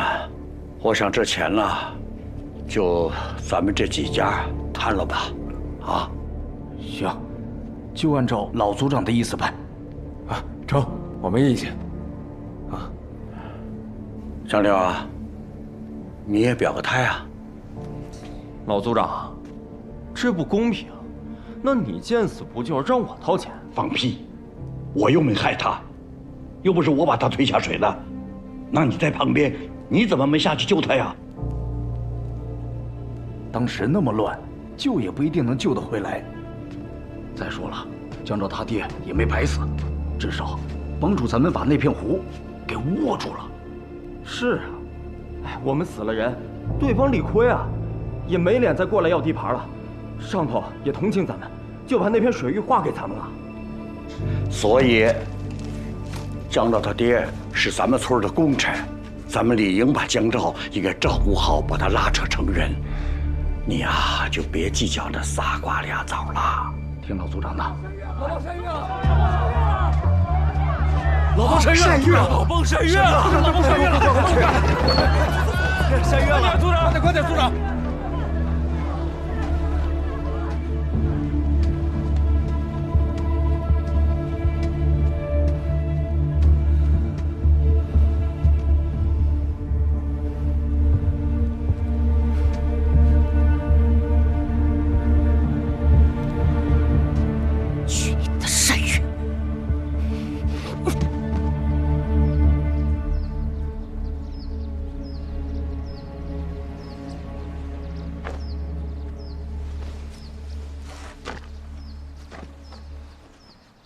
那老蚌晒月又是什么意思？老蚌晒月，只是这儿的一个可笑的传说罢了吧？说是如果当年中秋有蚌群爬上湖滩，张开蚌壳晒月亮，来年珍珠的收成就会变得非常的好。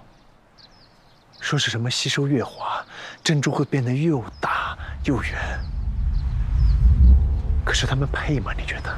他们昧着良心见死不救，你觉得他们配吗？他们配有好收成吗？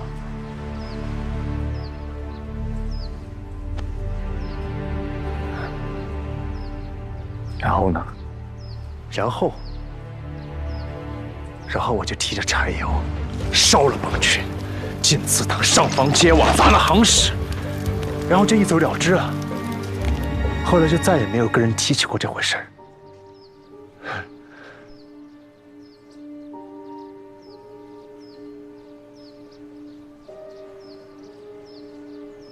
怪我吗？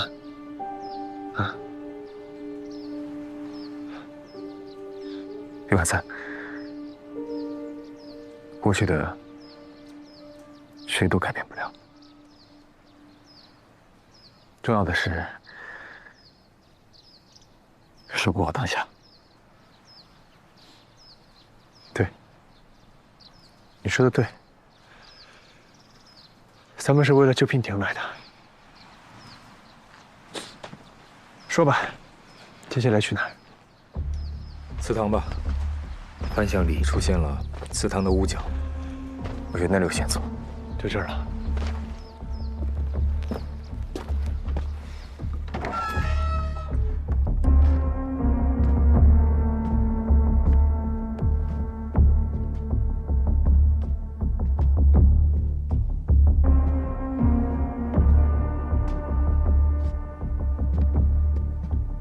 这里有人定期打扫，不然不会这么干净。是啊，我也发现了。难道这时不时还有人回村来打扫祠堂？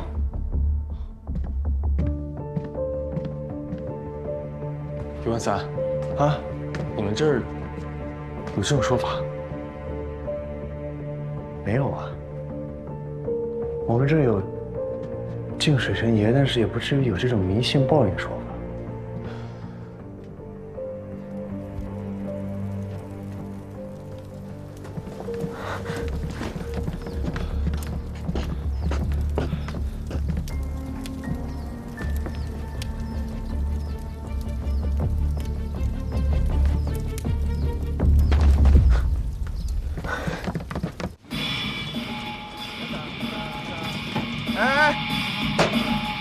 好了。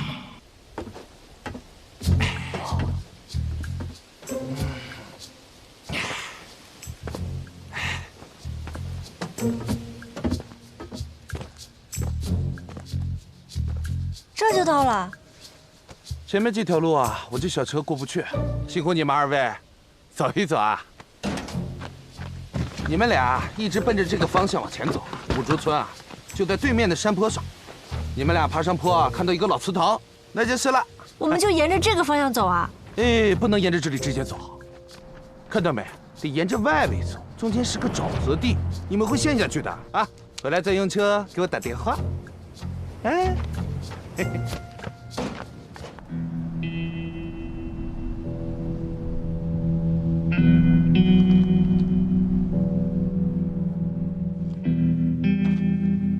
哎，你往那边走干嘛？湖中心不就在那儿吗？那边有沼泽，会陷进去的。你干嘛去啊？直接往这儿走不就行了？你非得绕一圈，你累不累？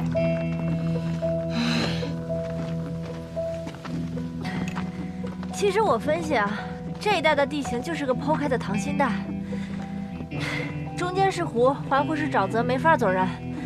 但越往外越结实，跑马开车没问题。两点之间直线最近，咱们应该尽量靠中间走，才最省时省力。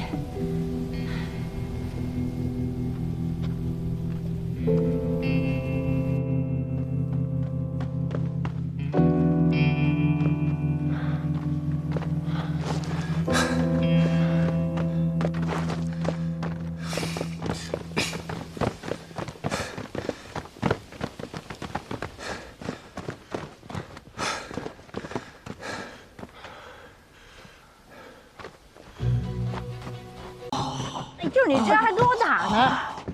我今儿跟你怎么了？你等着，我是今儿没吃饭，等我把那面吃了，你给我等着。13000是吧？是不是叫13000？是，怎么了？一刀把你砍成2个6500，信不信？你来呀你！哎，就他这种人，你一定要防着他。我跟你说，挑拨离间、居心叵测、阴险小人，在背后骂别人啊，算什么英雄好汉？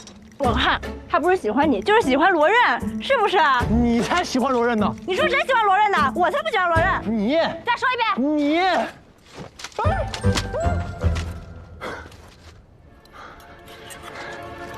找你！谁他妈出了命？木代，我和13000去村里看看，你留在这儿陪红纱，有什么情况电话联系。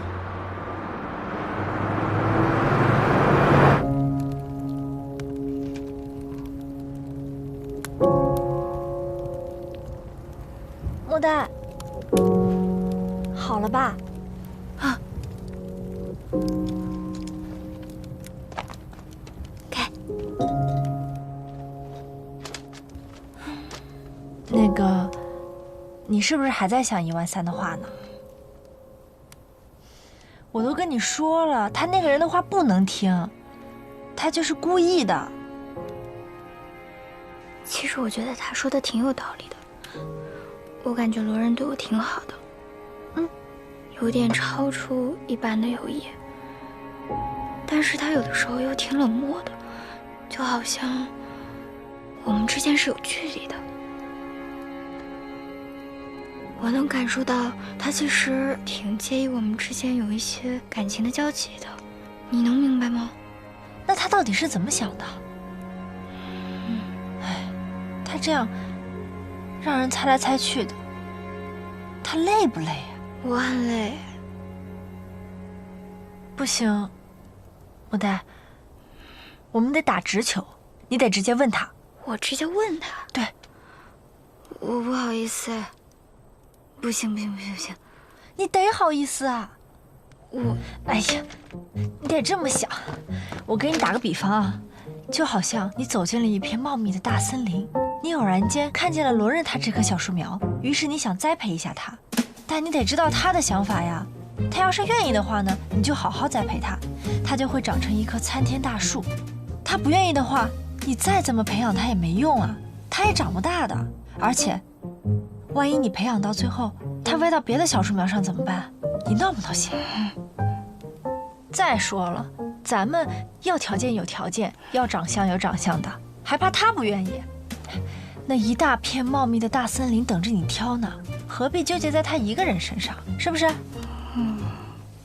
所谓你既无心，我便休。问一下，直截了当，不比你在这纠结强。我看着都累。你还挺操心。你说的也有道理，那找个机会问一下。要快啊，不能拖。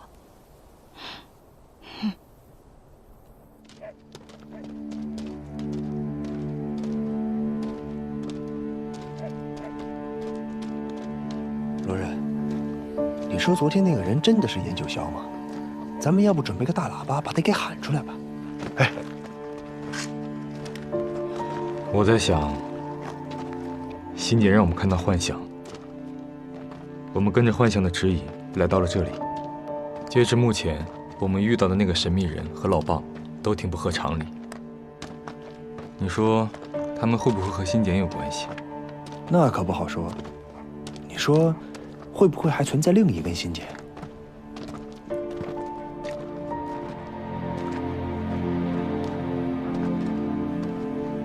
罗忍，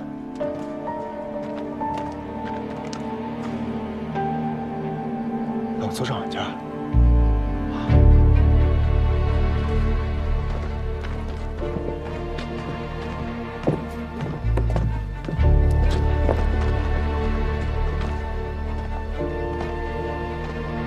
有人住。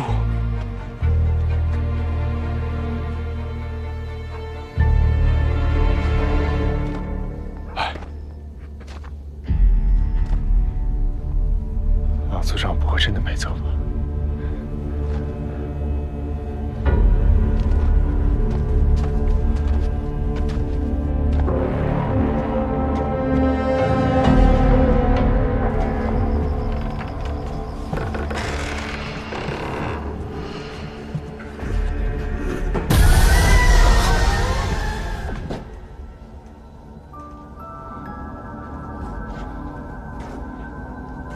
咱们这淹死的人，因为找不到尸首，会用稻草人来代替。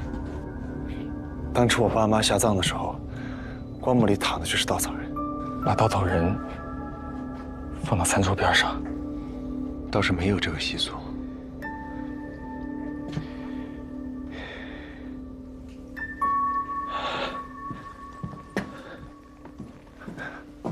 这些东西看起来不像是老村长的，是严九霄的。他搬来这儿住了。严九霄失联，他的日常用品在财主船上，随身携带的散落在这里。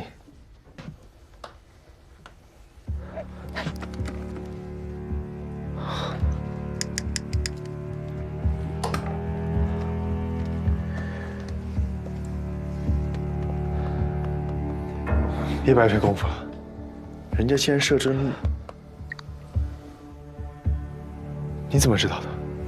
红纱找叔叔，我看过他的个人信息，我试了他的出生年月和手机号6位，这里面应该还有手机同步的照片。找到了。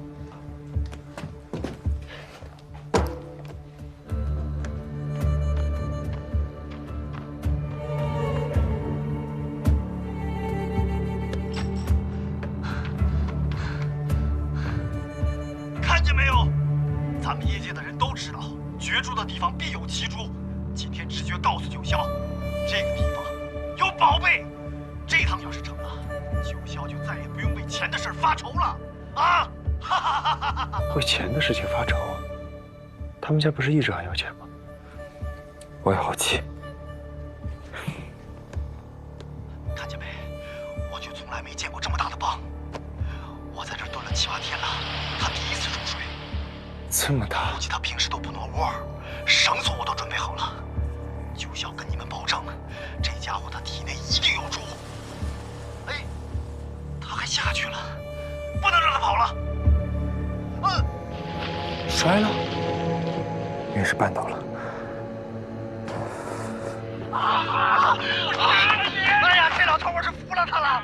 始啊，他还挺正常，说到我要下水捞棒，他就像犯了病一样。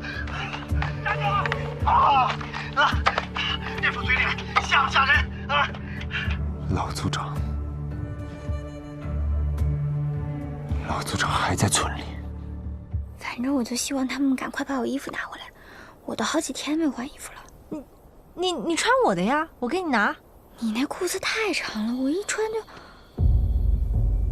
怎么了？有东西靠近我们。什么呀？别吓我。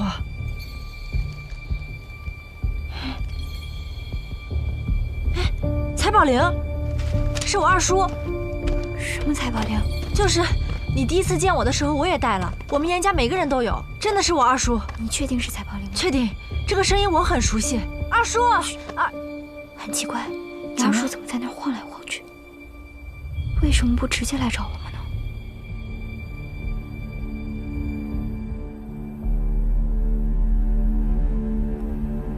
他停住了。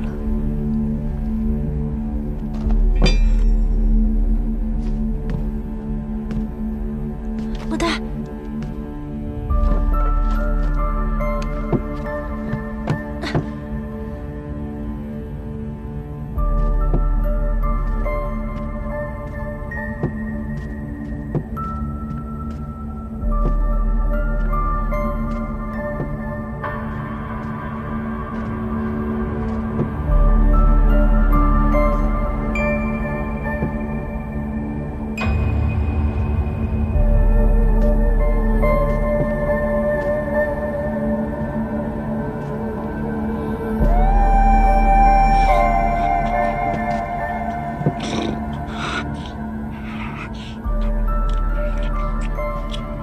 你是谁？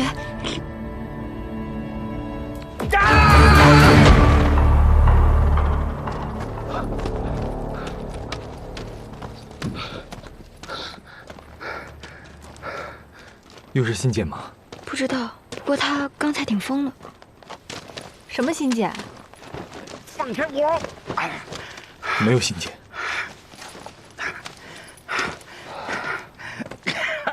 放开我！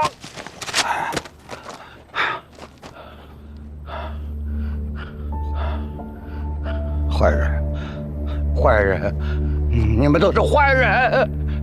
你们都应该去死啊！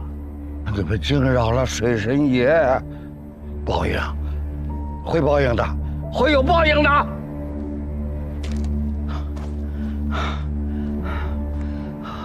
哎，老头儿，记得我是谁吗？不记得了。我是江昭。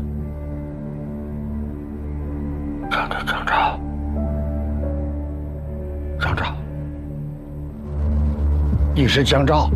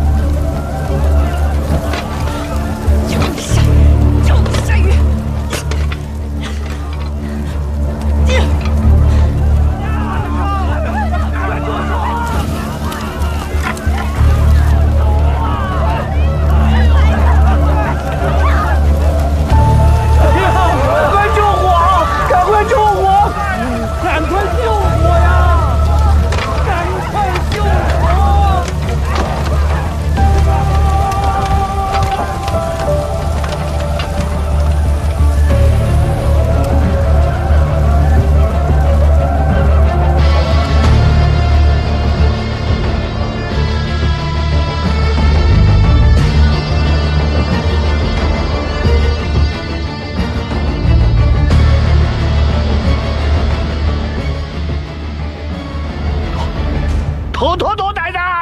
你这个兔崽子！你放火！放火！赶快灭火！灭火！赶快去灭火！赶快去灭火！你在绑上！老子就是你杀人凶手！凶手！啊！13000！老子就上你爸吴子春，这他妈不配抢到凶手！不配！对，你有什么事儿，就是要这样对我就好了吗？你为什么要去烧棒啊？水深夜报应，我们村儿再也没有棒可捞了，我们村儿毁了，都被你毁了。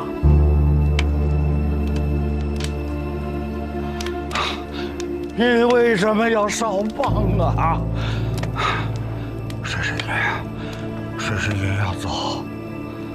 我是好说歹说，我劝他呀，我给他送礼。哎呀，水深夜，看视频吧。那才说好商量。这副嘴脸像不像人啊？怎么了？原来我叔叔是开车来的，可是咱们这一路没有看到什么车呀。上回九霄不小心摔了一跤，惊了那老棒，下水以后再也不上来了。这玩意儿他就这样，守着老家他不能窝，咱就下水抄他家。Let's go！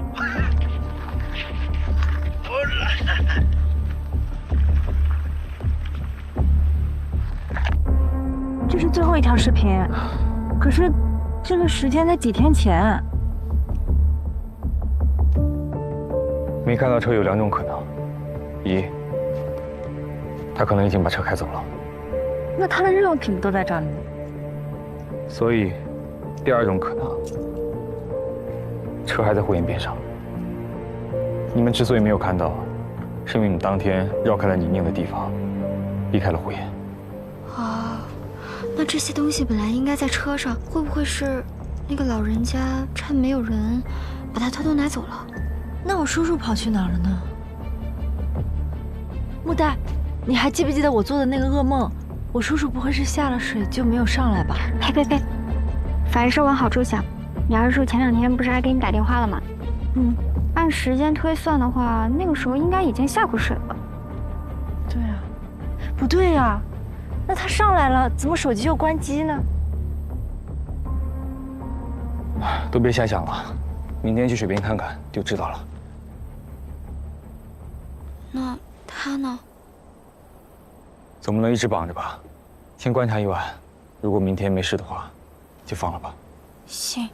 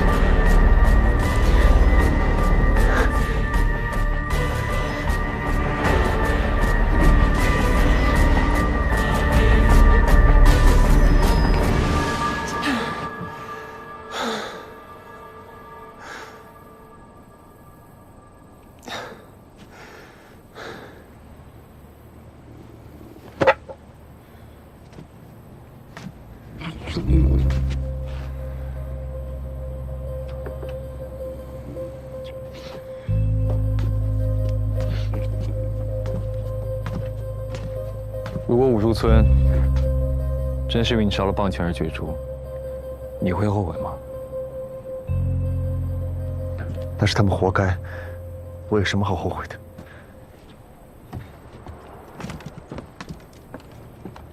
但是恶人只有那么几个，你报复的是全村的人。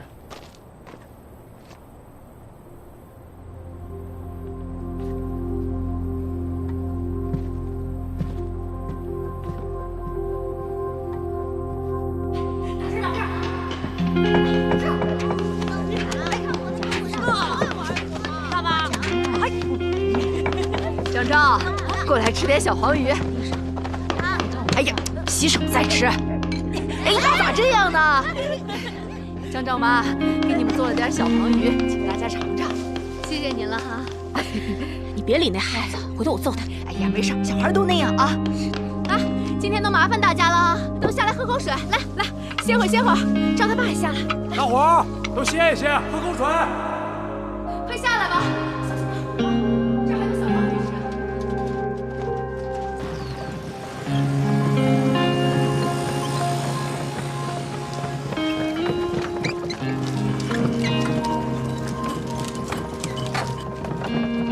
但是恶人只有那么几个，你报复的是全村的人。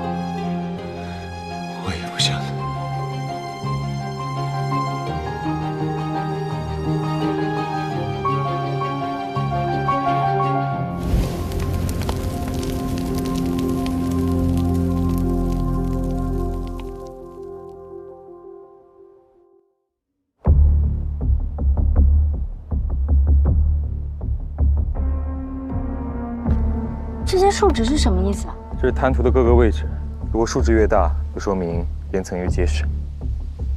那这里是湖心，所以是全红色；周围是沼泽，地质比较松软潮湿，就是橙红色喽。对，绿色悍马就能安全通行，蓝色到黄色之间就比较危险。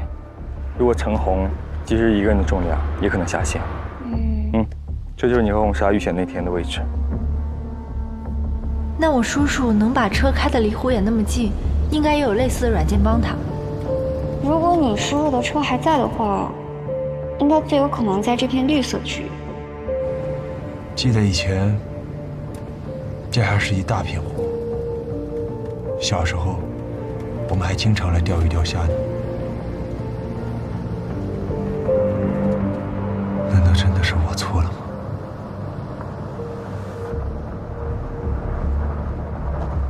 就到这儿吧，再往前就是危险区了。来，下车。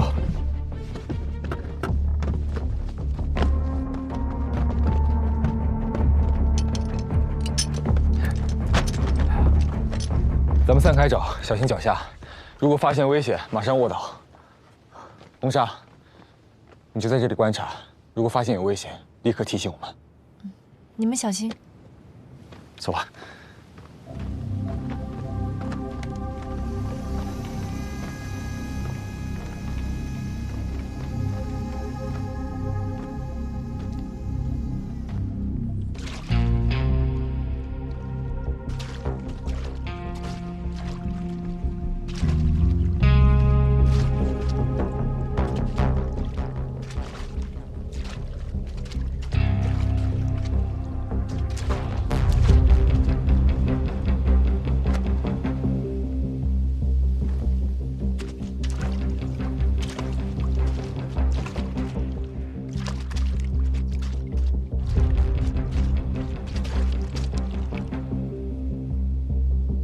小心！你们快到橙色区域了。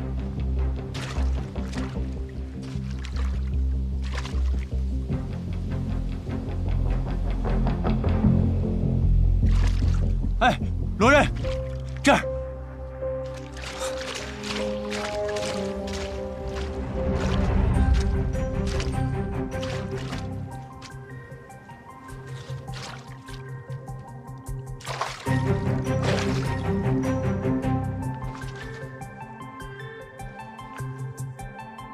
这会不会是红纱叔叔的车？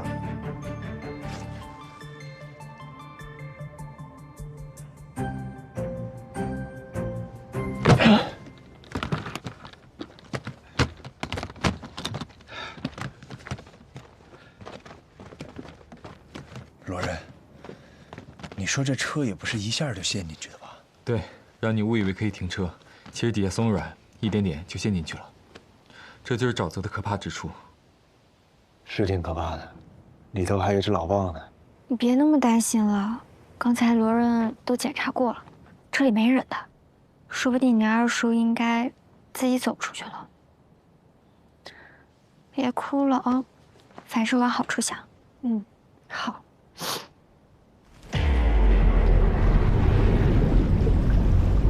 啊！我看见那个东西了，在那呢。哎，怎么了？不会是老豹吧？老豹，咱们在这安全区里应该没问题吧？啊！我看到了，不是冲我们来的，还有别人吗？别人？曹胖胖。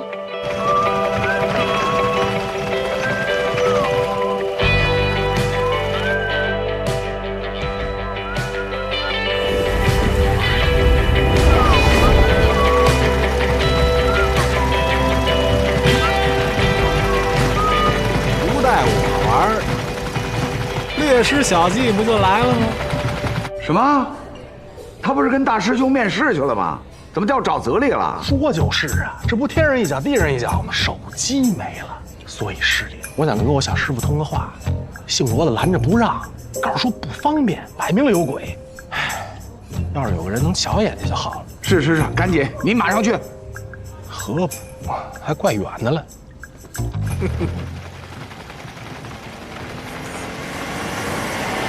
说曹操，曹操到。弱小无助的朋友们，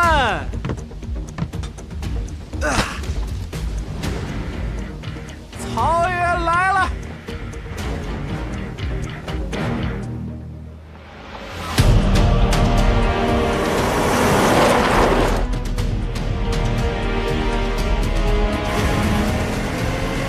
几万下，你再快点！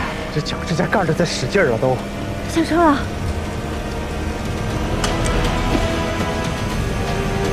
曹胖胖，小心脚下！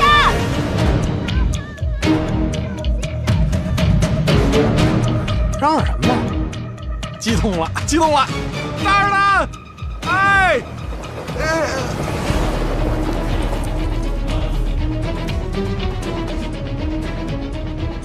呦，车呢？胖胖，他能听到吗？这哪听得见呢？快，手机！打电话。对，他电话在哪儿啊？曹兄，通讯录里曹兄。我好像是从这头下去的。